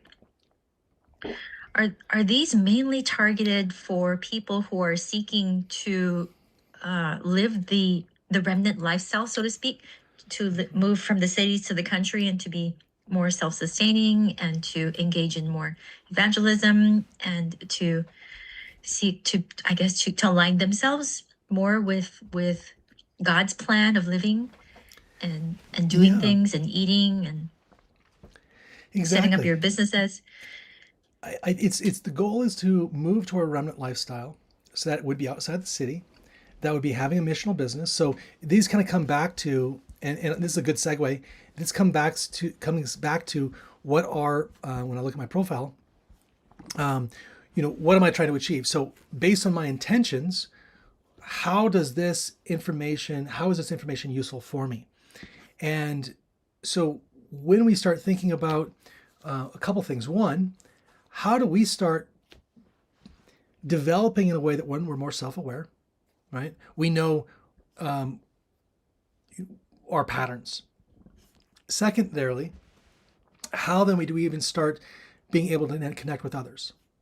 And so in this instance here, right? So Sister Tracy, here you are, right? 90% match. And what we're able to see is that you want to create, right, ministry, and create growth. So I'm able to actually start seeing some profiles. Yeah. By the way, I'm about to put in all the privacy pieces on this because I kind of didn't do that fully yet. So, but all the privacy pieces I'm going to put in later today, or even by tomorrow. So the idea is you're able to turn things on, show this, don't show this kind of thing based on through that. But what's neat is I can then go in and actually see then, I don't know, brother Manny said I can look at this profile. So I can come in here and see Manny. I can see that, we align on the sense that he's looking to create. So that's one adjacent with me. I'm looking to create a ministry that aligns perfectly. So this is, the checkbox is kind of half a check versus a full check. And then we can look at our assessments together and actually see where he complements me and where I'm at. So this is kind of what a profile can look like. So you can kind of see how, I need him for the music side, right? I need him for the machinery. He's great at that. For forestry, right? For electronics. So you can kind of see where there's areas where our two profiles match up. What's also interesting is you can imagine where this can go. So what I'm able to do is not only match based on skills, based on intents, but because he has a profile, now it's hidden, so I don't see his data, but I'm able to go in and actually customize. So I'm able to go in and personalize my algorithm. Now, I recommend that when we're doing this, we don't do this frivolously, like we really think about this and pray about this, but we have the ability to specify both lifestyle, doctrine, and an overall vibe of what it is that we want to be paired with. So what's neat about this platform is that it is a, see if I can bring this down a little bit. There it is. It gives you your own customized algorithm, which I think is kind of next level. So what I can do is I can come in here and I can say, if I'm looking to partner with somebody for my business, partner with somebody, bring somebody in to live with me, or to be a mentee, whatever it is, I can say, well, ideally they're at least a vegetarian, but it's important to me that they'd like to be vegan. So if they want to come stay here longer term, well, we're vegan here. So ideally, you'd like to be vegan. But I mean, if you're still eating cheese, or eggs, come on, that's fine. It's not a deal breaker. Next one will be quality of food, right? And I'm able to say, well, ideally they're, here, important that they want to eat homegrown foods, because I don't want people coming here and then wanting to just buy everything from the store all the time. So that's important to me. And you can kind of go through different things like fats and food sweeteners, et cetera, et cetera, et cetera. And in other instance here, we can say, in this instance, I could say it's a deal breaker for me if somebody is, still, let's say, drinking beer or hard alcohol. If they want to come and stay with me, that's a deal breaker. Yeah. So that I could put that, and it actually a deal breaker means it will disqualify a score. So even if everything else matches 100%, if they're, as an example, so this is minimum, so coffee would be fine in this instance, but if they're drinking beer or wine, then that would be a deal breaker. Again, I'm just using one, I just kind of put one on just as an example. What this does is it then builds out a very customized system. Now, I started taking this further, and I started doing things like, what time did I like to wake up? And you can leave it, just doesn't matter. That's okay. Like, you don't have to get to this granular level. But what I want to do is give you guys the tools to be at that level if you want to. And then what became interesting from this is that it became clear that this could actually be, also a dating app. And while that's not going to be the primary focus of this, this introduces the idea of the Venture Studio. So in the Venture Studio, the whole concept is that there will be a lot of things that are byproducts of the core model. So the core model here is to develop a matching engine for people who want to do ministry together, who want to live together, who want to do activities, exchange, mental growth, mentorship, etc., training, stuff like that. But if somebody wanted to then say, well, I'm interested in doing, as an example, a matching app, you can see the level that can be done with this exact algorithm. And so that's kind of what's interesting. Also doctrine. So I'm right now doing the Advent Life Assessment. Let's see here. Yeah, so this, by the way, is the back behind the scenes stuff. If anyone's interested in this, we have our groups. People are welcome to come in and make any kind of changes to how this thing works, how the logic works. Happy to open that up, because again, like I mentioned, all of this is on a very specific it has a very, very clear formula. And I've opened that up because there's going to not be anything, everything will be transparent in the system. But I just started now doing truths. So if anyone has a desire to help out with this, feel free to reach out. So there's going to be the next assessment is going to be under Advent Truths, which will be based on what do you believe? And I think that this will help with some things. Now, the edge case in this that I don't want us to get to is people disqualifying people immediately. But the fact of the matter is that they're doing that now, even without this platform. I was here in Romania. I brought a bunch of all the leaders I could find together and tricked them to get into one room at the same time and says, let's work together. And one says, I can't work with his brother because he eats an apple after lunch. And I was like, you've got to be kidding me. So I'm not looking for that. I'm not looking for this to be an exclusionary tool, right? But what I want to do is give us the ability to get a sense on where somebody's at, because it can take a lot of time for people to even know what the other person believes. And not that as an exclusatory, right? But I think it would be very important for me to know, do you believe that Ellen White is a prophet or not? And if that's not, that's okay, right? But at least I know what my baseline is with you. I know where to start with you, yeah? I think there's a lot of people that don't know the nature of Christ. And I think what's so interesting about that is that now imagine this tool is, now I'm going to go on a tangent. I'm not going to go on a tangent. Stay focused, Rob. Imagine this tool allows you then to have a sense of what you believe. Because again, it all comes down to self-awareness. And even if you never share this, because you're going to have the ability to say, do not use this data, it's only personal, in the sense of like, don't allow the algorithm to match me based on this. But even if you don't share that data, you're going to have to come up to yourself and what do I believe? Okay, a small tangent. I have a thing called Advent Choice. And I had this theory. I want to get out of here so bad. I just do not want to be here any longer. And I thought, all we have to do is settling in truth, because once everyone's settled in what they believe, then it's all over. And I thought, well, what if we just created systems for that? And so I had this idea of what if I created a video game? I can even show it. Yeah, maybe I'll show it in a little bit. But it's a video game kind of concept. I was going to put it through like a viral social media kind of thing, and it has people asking questions and it has this whole thing. And then at the end of it, you realize that it's just like forcing you to make a decision on what is it you believe or not. Because then, I think if we know what we don't know, the Holy Spirit can lead far more than if we never thinking about what we knew and don't know. So that's what this thing is here. That helps to create this system here. And again, this is just one piece. If we were to let's see here. Go back to Advent Movement.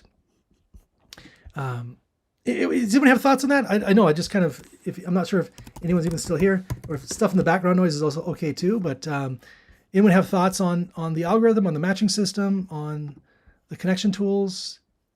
Anything they think that would be a useful addition? Feel free to chime in. Yes, Brother Rob, could you just give us a simple definition of algorithm? I'm not very tech savvy. Yeah. So the ability to go in and say how you want the machine to bring back results. So in this example, you have the ability to choose a user, and I've spelled out what the algorithm looks like here, but it's a bunch of different ways of creating weights to just say, match me with this person, or don't match me with that person. So when we see here a score, those scores are indicators of how in alignment we would be in order to do something together. So that's the algorithm, is a scoring system. Is that fair? Okay. And, yes. And is that the primary purpose of that algorithm? Algorithm is to match. It's to matching people. Alignment? Yep. Mm-hmm. Oh, okay, great. Thank you. So the first thing it matches alignment on is our intents. So if, as an example, if I'm saying I'm looking to have somebody come to my property, right, and to join my ministry and to be mentored under me, then I wouldn't want to match with somebody that wants the exact same thing. I want to match with somebody who says, I'm actually looking to join a ministry, join a location, and be mentored, right? So the idea is that only matches on intents. But then the next level is, well, are we able to match then on alignment of skills? Are we able to match on alignment of beliefs or an alignment of lifestyle? And that's where it gets more and more complicated. And rather than me just saying arbitrarily, like, here's the algorithm, the system I built allows you to go in and specify not only who you are, but what you're looking ideally for your perfect match to be. That's an algorithm, is just a way to create a score. Yeah. Any thoughts on that?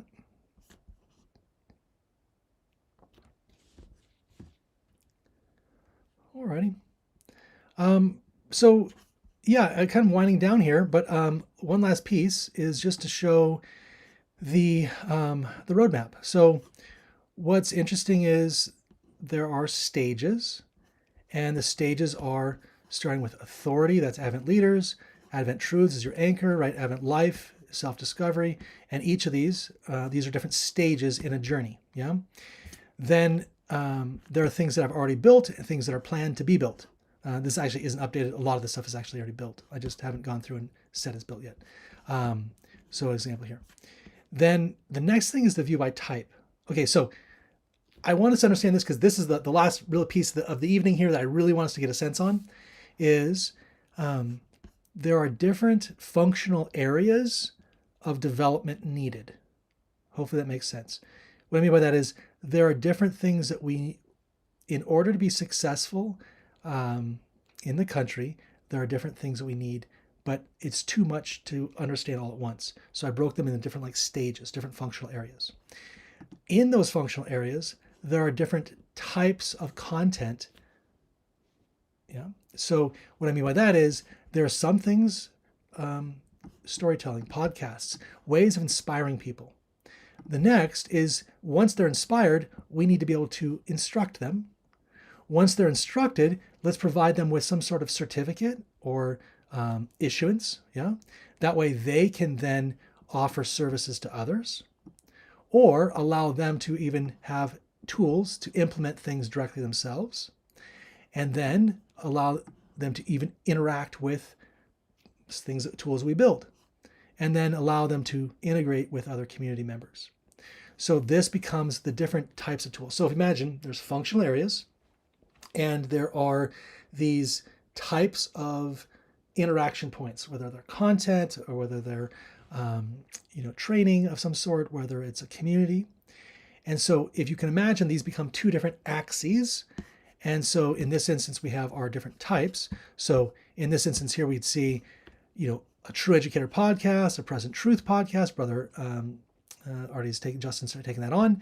An Advent Life podcast, an Advent Homesteads, right? So these are all different podcasts that are planned for each different pillar in the journey.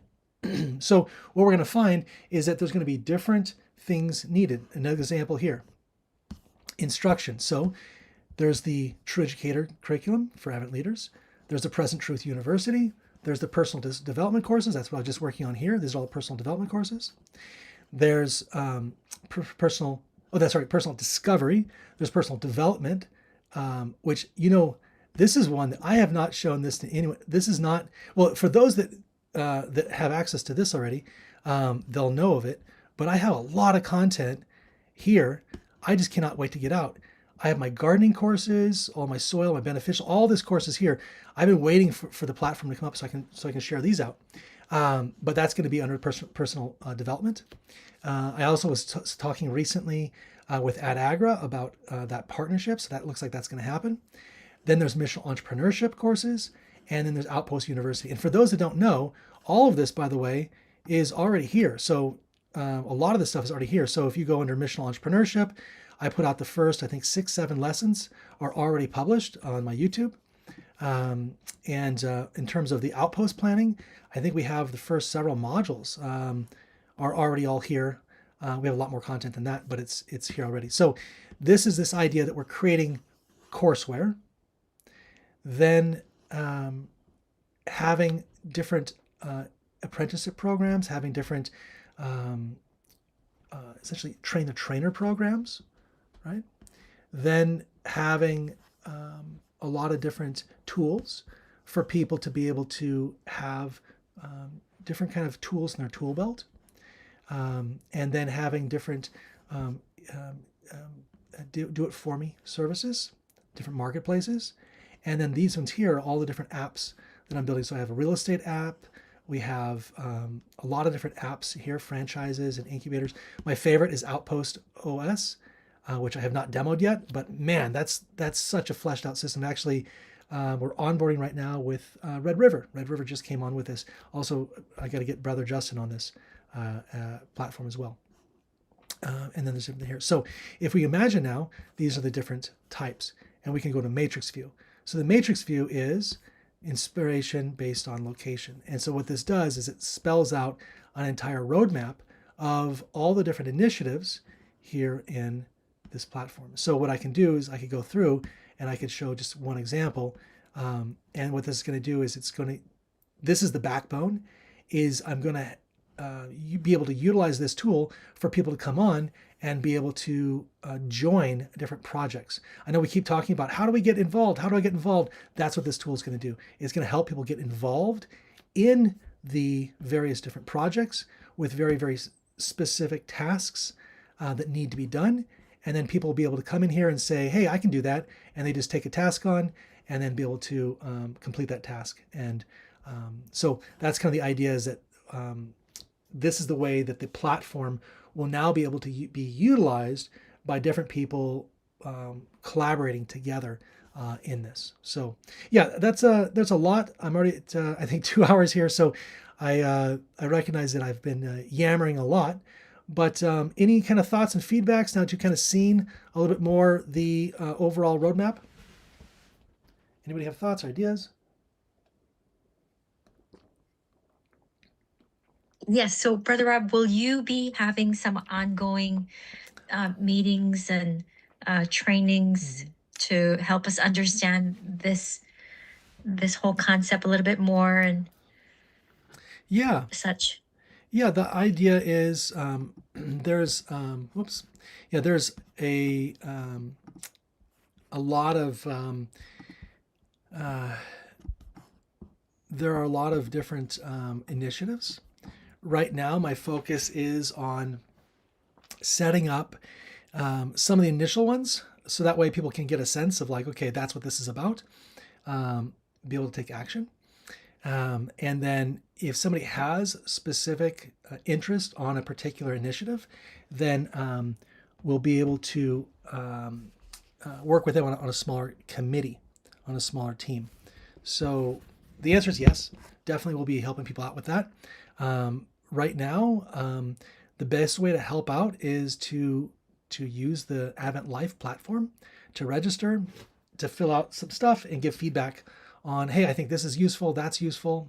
The more feedback that I can get on that, the better.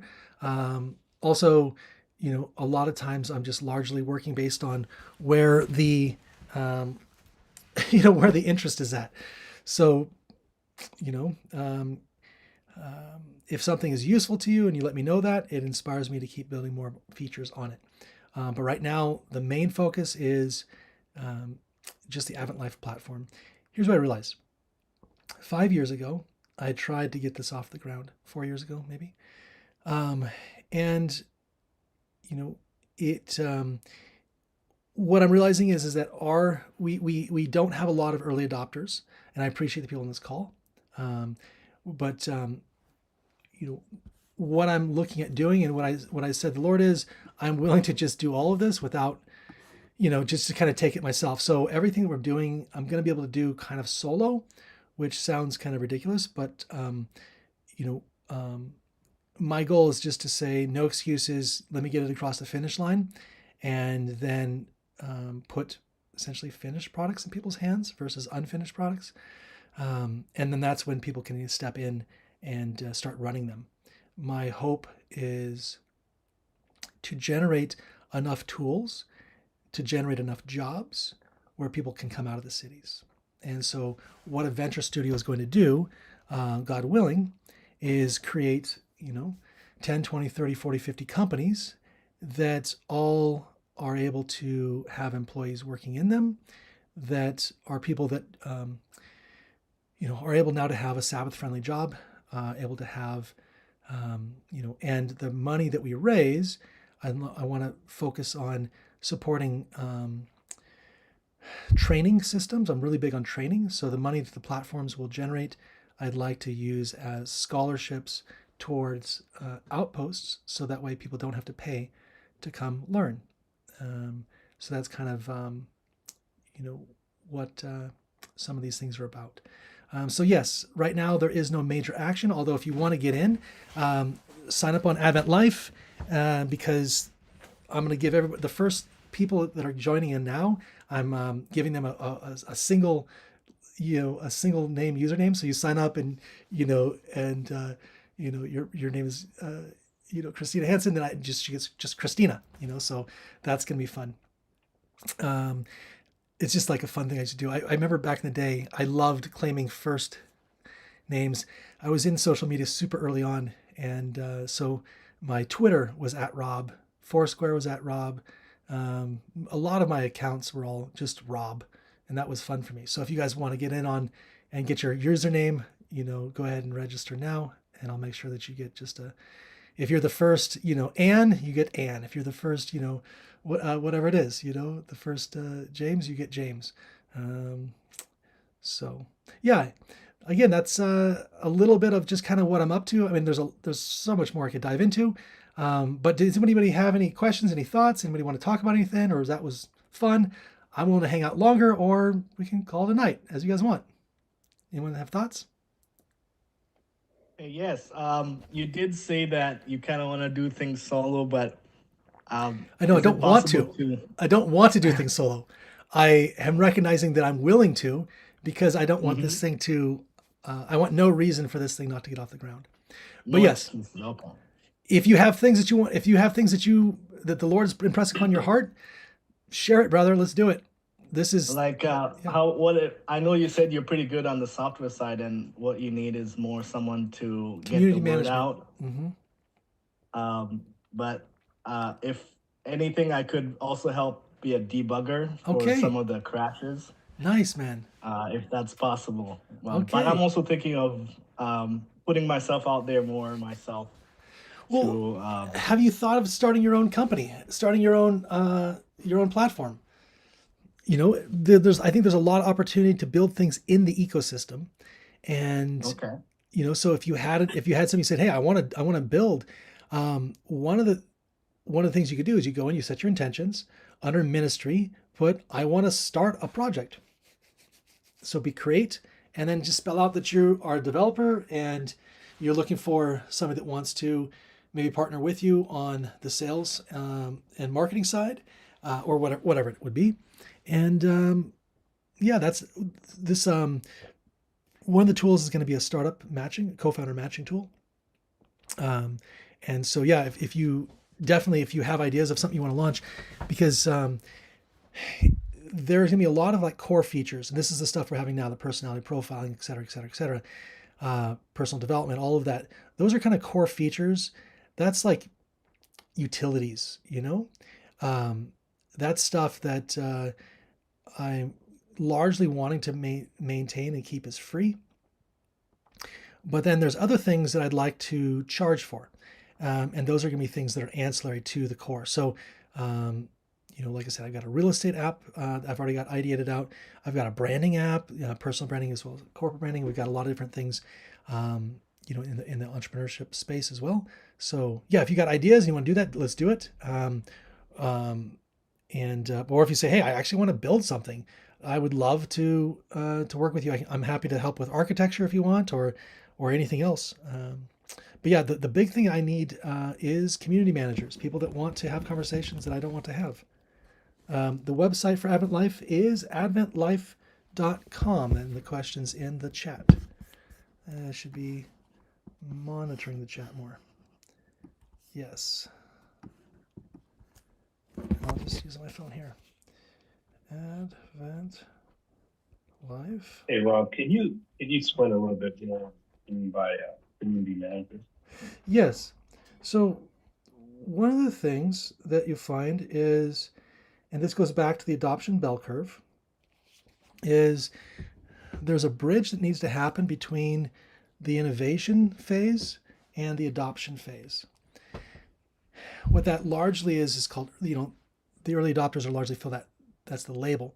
But what it requires is people to kind of spell things out. When you're up in the kind of in the, in the ether or super, super in the weeds, sometimes you need a translator that's able to speak in the middle. So community management largely is catching the vision of something and then start telling other people about it in a simplified form that maybe is easier than, the the guy or gal who creates it usually is not able to explain it as well as the first users. Community management is talking to people about what their needs are and saying, does this product connect with what somebody thinks, because I'm ideating largely out of passion, but also out of empathy. I'm ideating on the sense of like what I think people need in order to get out of the cities. And it's largely what I've been doing in a less structured way in my mentorship programs. But the feedback of like, hey, you missed a category, right? That goes a really long way because it gives a feeling that, we fear what we don't know. And a lot of times I don't want to put things out because I'm thinking, well, what am I missing? So a community manager would be somebody who is talking to people about features and saying, hey, Rob, I was actually talking to somebody who, they took the survey and they felt that like this was missing. Or I was talking with somebody and they were doing the matching. They really liked it, but I was hoping that it could also do this. So it's going to be getting a sense from the community what features and feedback and rolling that up in a way that, that's one of the big pieces right now is just using it yourself and providing feedback and then talking to others that may be using it or inviting others to use it and getting feedback from that. One thing is I actually have built an affiliate management tool in the platform. So when we start to roll out paid features, right now I'm putting out a bunch of free stuff. But when we start putting paid features out, those that do refer people will be getting paid for that. So another person, I believe there's be opportunity for people to make money referring people to paid features in the platform and then talking to them about what is useful and what's not useful and ultimately just seeing ways we can create a better product together. Thank you. I appreciate that because I'm as you know, I already registered, so I'm going to go through this whole thing, man, and really dive into it because one of my burdens, especially going to 2026, as I get opportunity to speak at different churches. Recently I had a youth group come out. We live in the North Georgia mountains, and this youth group from Atlanta came out to just visit us. One of my friends have about 75 acres where they have a homestead going, and I told them to come on out and get a taste, that taste and see you talked about earlier. Yes, sir. Get a taste of what country living would look like. And man, I mean, I'm sure you know this story all too well. These guys and their parents that I'm good friends with, they said, hey, we've been looking for country property for the past 2 or so years. Yeah. And this is the first time they've been in the environment to get an idea of what it takes. And I told them, just to kind of get their thoughts. I said, to you, which one is more valuable? And I'm not saying, I wasn't trying to imply that a country living seminar is not valuable, but which one is more valuable to you? Sitting down for, 2.5 hours listening to the importance of country living or coming out here and just seeing it. Yeah. And they're like, oh yeah, hands down, this is great. The kids loved it. I mean, it was 100%. It was a great experience. We just didn't do that. We did wood cutting, wood chopping. We did, baking, all types of stuff. And for me, the burden really is simple. I don't want to just tell people about country living. I want to provide them with resources that would practically prepare them for that. And this right here, man, I'm diving into this. Praise the Lord. And I am going to be referring as many people as I can to this resource because and you probably already know this. There are a lot of people who believe in present truth, but majority of them are still in the cities. Yeah. And this is probably why they just don't know how to bridge from the theoretical to the actual practical. So I'm going to be promoting this for sure. And that creates that cognitive dissonance. That creates the stress, because we Yes, know we're supposed to be yes. doing something, and many people are saying, "Lord, I want to do that, but what's I can't do it Mm. alone." So how do we have a connect tool? I don't have the skills. Right. How do we have the university? Right. So what's interesting, and I've literally only scratched the surface on this thing yet. But like when I say I've shared maybe 10% of like the bigger picture here. But imagine this. Imagine that there's a starting noviceship. So the noviceship is you come to the platform and you learn about different things, and people are able to talk about, oh, here's what my beekeeping course is, or this or that, the other thing. And you learn some stuff online. It's noviceship. It's not true education, but it's education. And you say, okay, I think I really like beekeeping, or I think I really like soil, whatever it is.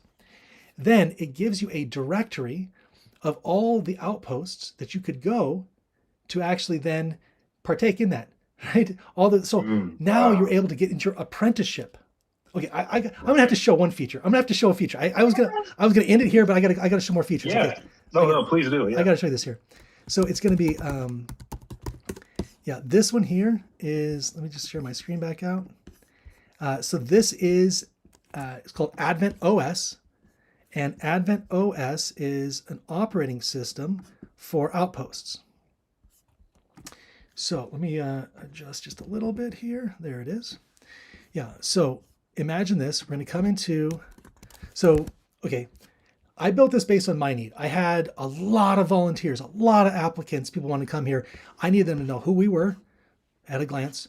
I needed them to understand, what we're all about. And so, we're all about physical freedom, mental freedom, spiritual freedom. Those are our three core things we want. I wanted them to know about what our schedule looks like. And so I put all this information out there to make it simple for them, right? What's our philosophy, right? We have 3 rules here: keep it clean, keep it calm, and be kind, right? Those 3 things. And then from that, I built this entire guide system, but this is available to any people that want on Outpost OS. So they have the ability to actually customize this for themselves and build these kind of things out in front of this. And then from there, there's a lot here, but it's.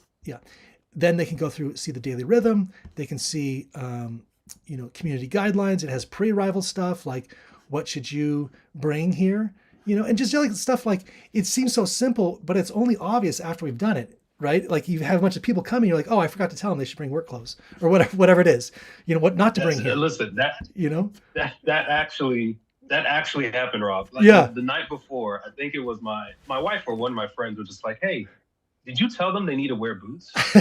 And I'm thinking oh, that's obvious. That's obvious. They're obviously coming to the and so, but I was like, you know what? Let me text them. And I text them, and they're shocked. They're like, what? I was planning to bring my flip flops, and something that simple. Yeah. You'd be surprised they just didn't think about it. And no, you're spot on. That's exactly what happened with them. But it's only obvious after the point where it becomes obvious. Right, exactly. So for me, and this is the big thing, it's about setting expectations. If we can set expectations, people know what to bring, what not to bring, and it cleans a lot up, what the living arrangement's going to be, etc. Also, arrival information is a big one, like how to get here by air, by bus, and so all this is built out in an interface that allows you to ask you questions and then allows you then to deal from there. So then you now are able to request your stay. What's interesting is, I'm going to come back to this in a second. So I want to show you this first. On the other side, this is the management tool. So now you have to be a manager to see this. And I showed this briefly about, people's birthdays, who's coming in. So we have, we're closed down until February. And then we see here, so 41 days people are coming in. What's neat about this also is that you can even specify arrival details.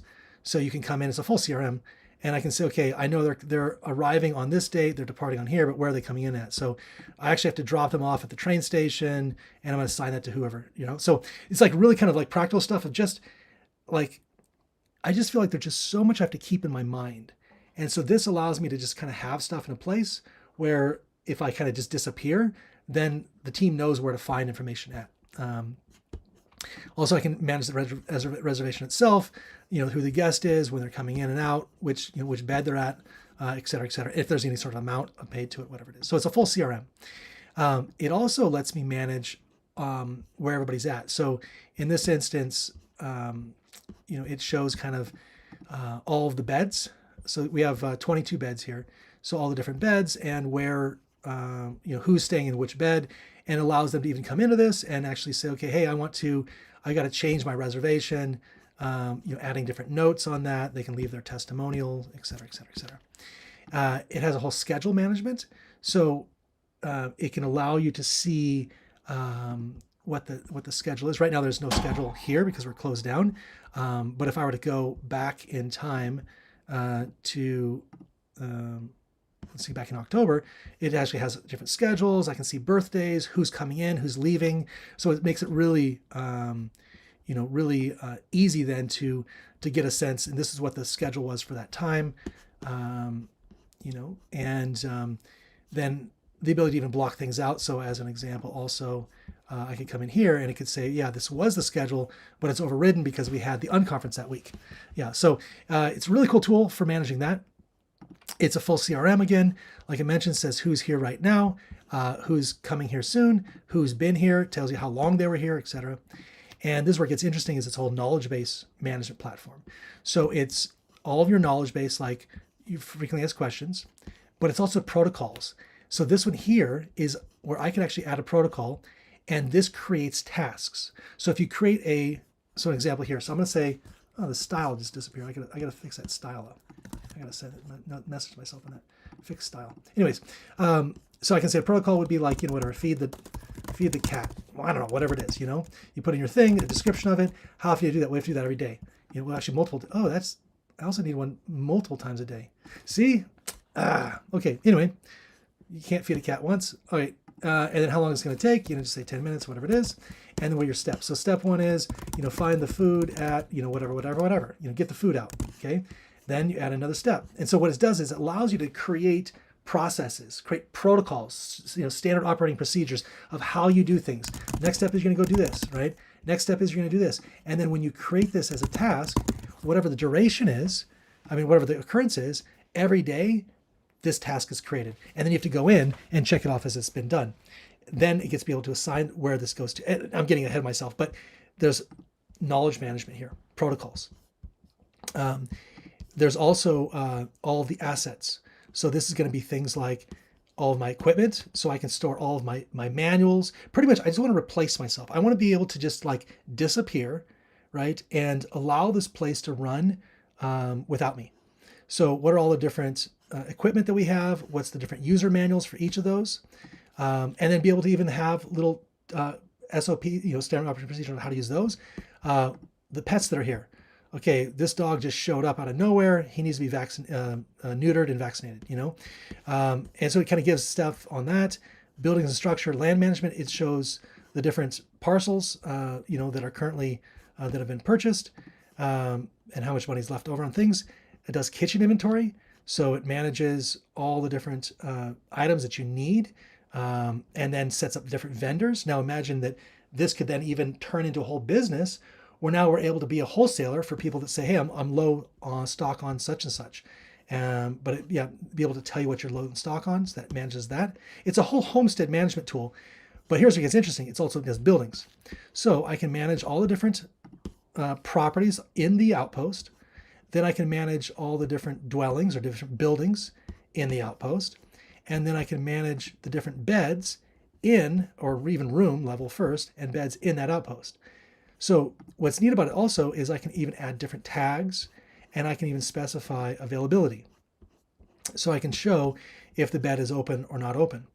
Now, where that gets interesting is, now let's go back. Whoops. Let's go back over here to the Advent Center. Oh, it's also multi-tenant, so I can switch between different locations. And before I was talking about the ability to come here, well, I can specify, is it work to stay or pay to stay? So we talked about work to stay already, which you come through and it tells you about the work program, but there's also a pay to stay program. So this is where now it turns into like a sanitarium, an Airbnb essentially. And So here's like, this is cabin 1, you know, top bunk, and I can actually book that. So I can book the entire cabin if I wanted to, or just book one bed, and it's a full reservation engine for this. I can also just look at cabin 1 and say, okay, let me see more about this, the different beds, availability calendar, etc. So it's like a full tool. But where it gets even more interesting is one level deeper. So let's come back. Let's now go into activity. Now there's tasks. Tasks are generated when you create from protocols. Those are reoccurring tasks, or you can do one-off tasks. And inside of this, it's task management. So I can come through here. I can see all the different things that need to happen. And now I want to build a mobile app for this, where you actually have an app, and based on your role, because there's that also too. By the way, that's under governance. So under governance, I can then specify my departments, and I can see what my org chart looks like, and then who's in that space, and then you can assign protocols and assign tasks to a not just a person, but also just to a team. So that way I go in my app and I see what team I'm assigned to and all the different tasks that need to happen that day through that. So that's just a thing that's also kind of cool. This also has finance management, by the way. I'm off track here, but it has finance management. I can look at different categories. I can see, okay, electricity as an example, and it gives me year over year. So I can actually see, okay, you know, it's costing me more money every month on electricity, whatever it would be. And then I can also get into, I'm talking about assets, activity. Oh yeah, that's what I want to do. Okay, initiatives. So an initiative, okay, let's rewind. Before we're talking about this idea of, do I want to show up at this location or not? But what about, rather than someone's just saying, hey, I just want to come and just whatever you're doing, what if they say, no, I really want to do something specific. I want to build a cabin. And so this platform would allow you to say, okay, we want to build a manager cabin. Okay. And for this, here's our different tasks that are needed for this description. I can assign different people to it. What I can also do is set like what the price is going to be. So like, to do this, to build this thing, I know we're going to need, volunteers. I need to have how many volunteers? 4 volunteers that can do this stuff here. We also need, let's say $15,000 in order to make that happen. Well, if I then make this initiative public right there and update it, I can now go into here and go Baravoy initiatives. And now it shows all the different initiatives. And now we can go in and actually be able to donate money to a project. So you could say, I'm trying to raise this certain thing. So the big picture is this: how do we get it to the point where it becomes our own crowdsourcing platform? How do we get to the point where it becomes a crowdsourcing platform where I can either donate money or donate time? And this goes back to the volunteer program. So that's kind of what I'm trying to do. I'm trying to just like, and again, I got some usability stuff. I want to make it like, I've got to make this like really simple to use. But if you can kind of see, the functionality is there. And the ability to create initiatives. People can then either donate to an initiative or volunteer their time at an initiative and know exactly when that initiative is going to happen. There's a lot more stuff. There's also, it manages all the positions in a location, and it manages all of the all the positions. It even allows you to create custom job descriptions. So if I edit this position, here's the interface. So I can create responsibilities, I can create job descriptions. So I think it's a really cool tool. I mean, the thing is it's innovated based on a need. I needed this for me. And then I can assign people to roles. There's just there's a lot of stuff in it. This is Outpost OS.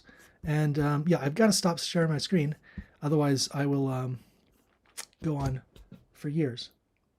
I think we're probably at 20%, maybe 25% shared of what we've got so far. So, yeah. Okay, one more question, Brother Rob. Yeah.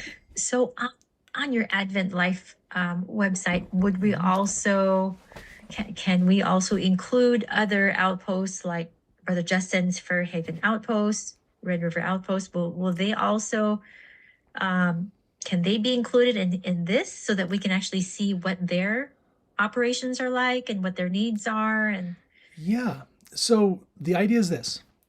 Imagine now, so Outpost OS is essentially is the booking engine. It's the operating system for an outpost. It handles HR and accounting and it's every aspect of managing an outpost. When inside of there, you're able to see who's there. You're able to get a sense then on what type of opportunities are available, what initiatives are available, what trainings are available, if those are paid or those are free, if it's a pay to stay or a work to stay program. And more than that, you'll be able to see all the people that are there. So imagine that a lot of times when we think of an outpost, we think statically, what does the outpost do? Or more than that, generically, what can Narland offer me? But if we were to then understand that there's other people there, so we get a sense on who else is there and what they're looking at doing. And you may say, you know what, I really want to go to Red River because they have these like 5 students that like, I think I would really like to start a business with, or whatever it is, Like the point is that it becomes this concept where opportunities are forming on different scales and different levels. So Advent Life, because you mentioned Advent Life is the personal discovery component. Then Advent Homesteads is the personal development component. And then Advent Truths is spiritual awareness and development.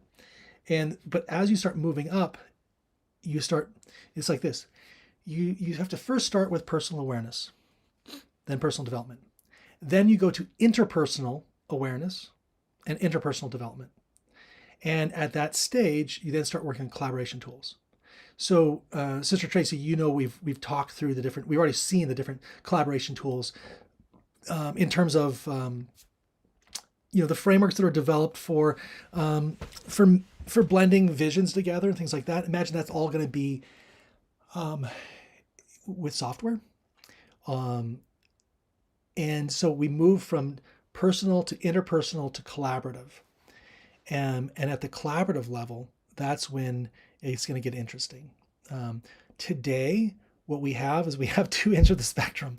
We have the last component and we have the first component done, largely. Not done, underway. So if somebody if somebody has an outpost and they want to utilize the outpost software, that's an opportunity.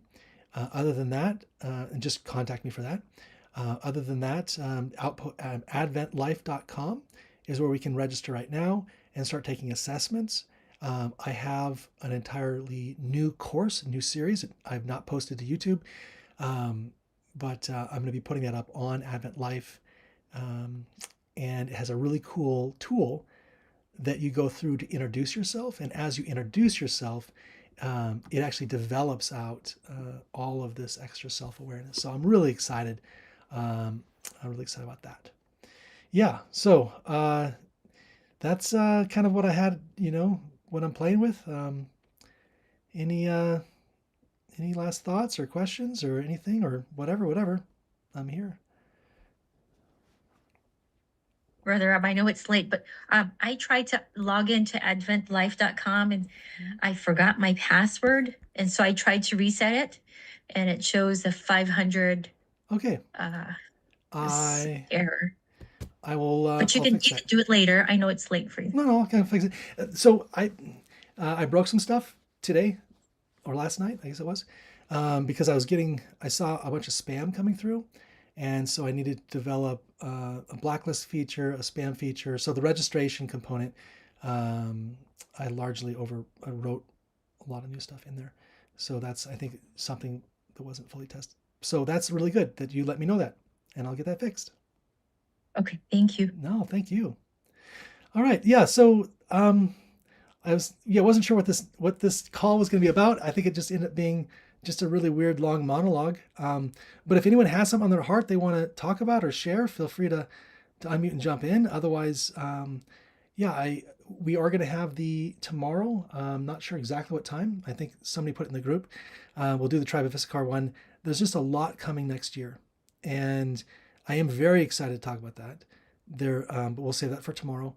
I think having a clear awareness of putting some of the pieces together, I think is going to allow us to make better decisions. But ultimately, it's just a matter of trusting in God, and that's what I'm excited about. Is there's definitely, you know, the time is up, and you know, it's time for action, and it's time to trust. And I think that this is my call, my plea, is to say, you know, think about what's in our hand, and knowing what's in our hands, how do we just move in faith? Because that's what God wants. He wants us to move in faith, not doing things rashly, not doing things out of fear. But if that first foot is on love, then the next foot reciprocates that, right? That's faith in action. So, yeah, I got something. please. Do you think for some help, since it's like you said, it's hard to get early adopters in Adventism, would we be welcome to then going outside of Adventism for some things? I think of the story of Elijah going to the widow, or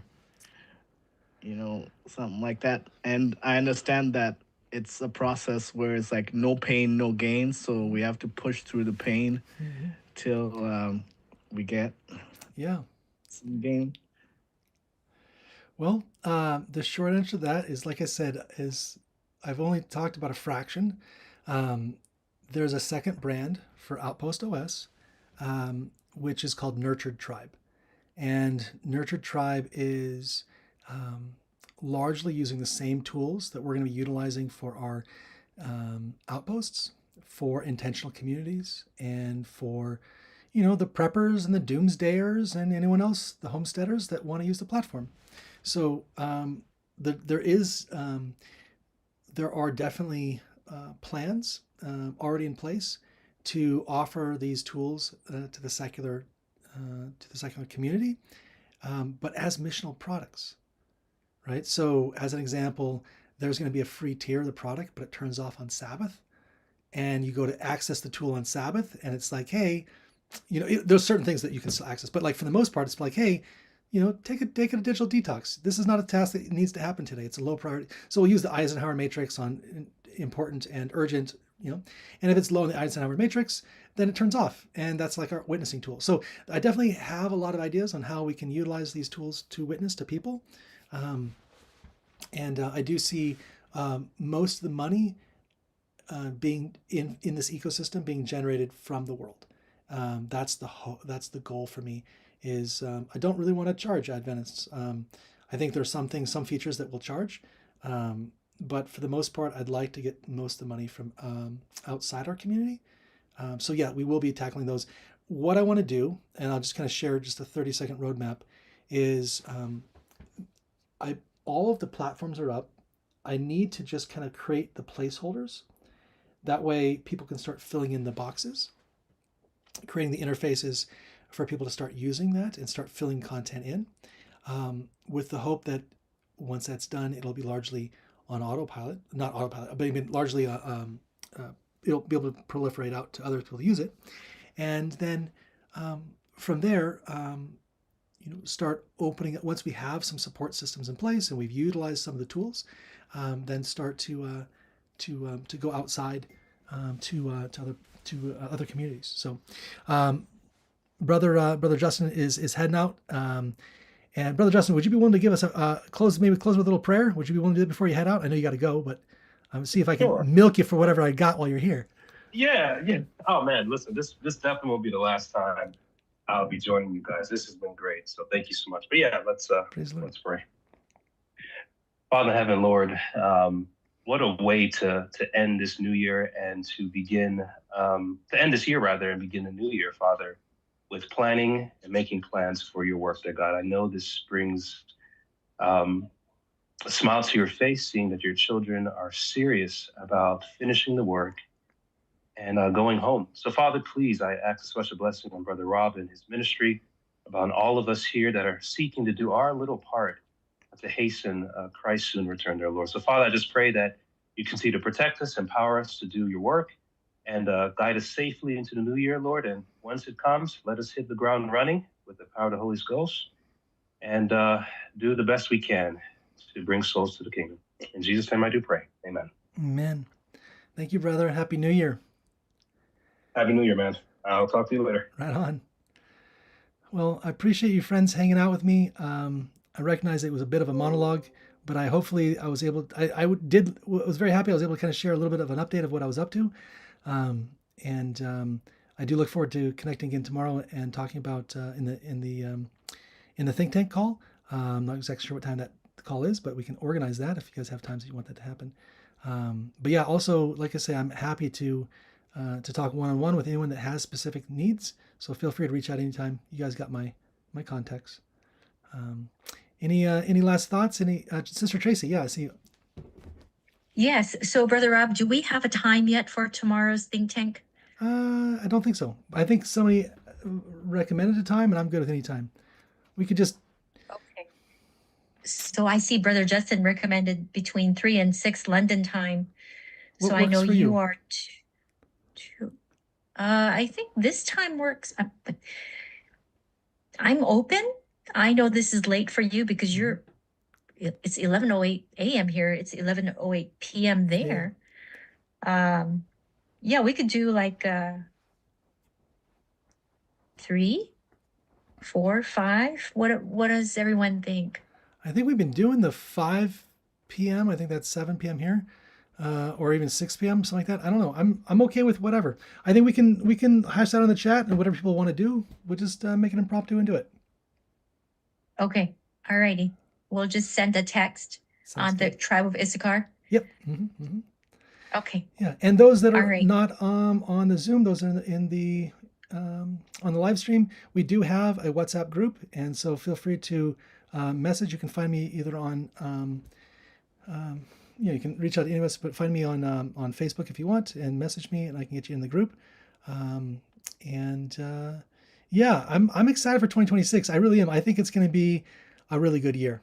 I think all signs are pointing to things going crazy, but I think we're going to have I think it's going to be that last, the last year of, I wouldn't say plenty, but I think it's the last year we're going to have to really get it going. So I know God's going to do big things in a small amount of time.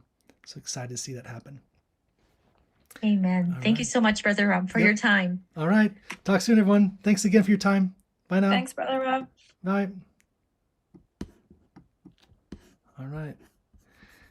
Thanks everyone in the live stream. I appreciate it. Feel free to reach out if anyone wants. Feel free to reach out, and I'd be happy to to bring you into our groups. We have different weekly calls that we do. We're gonna be starting doing more and more stuff.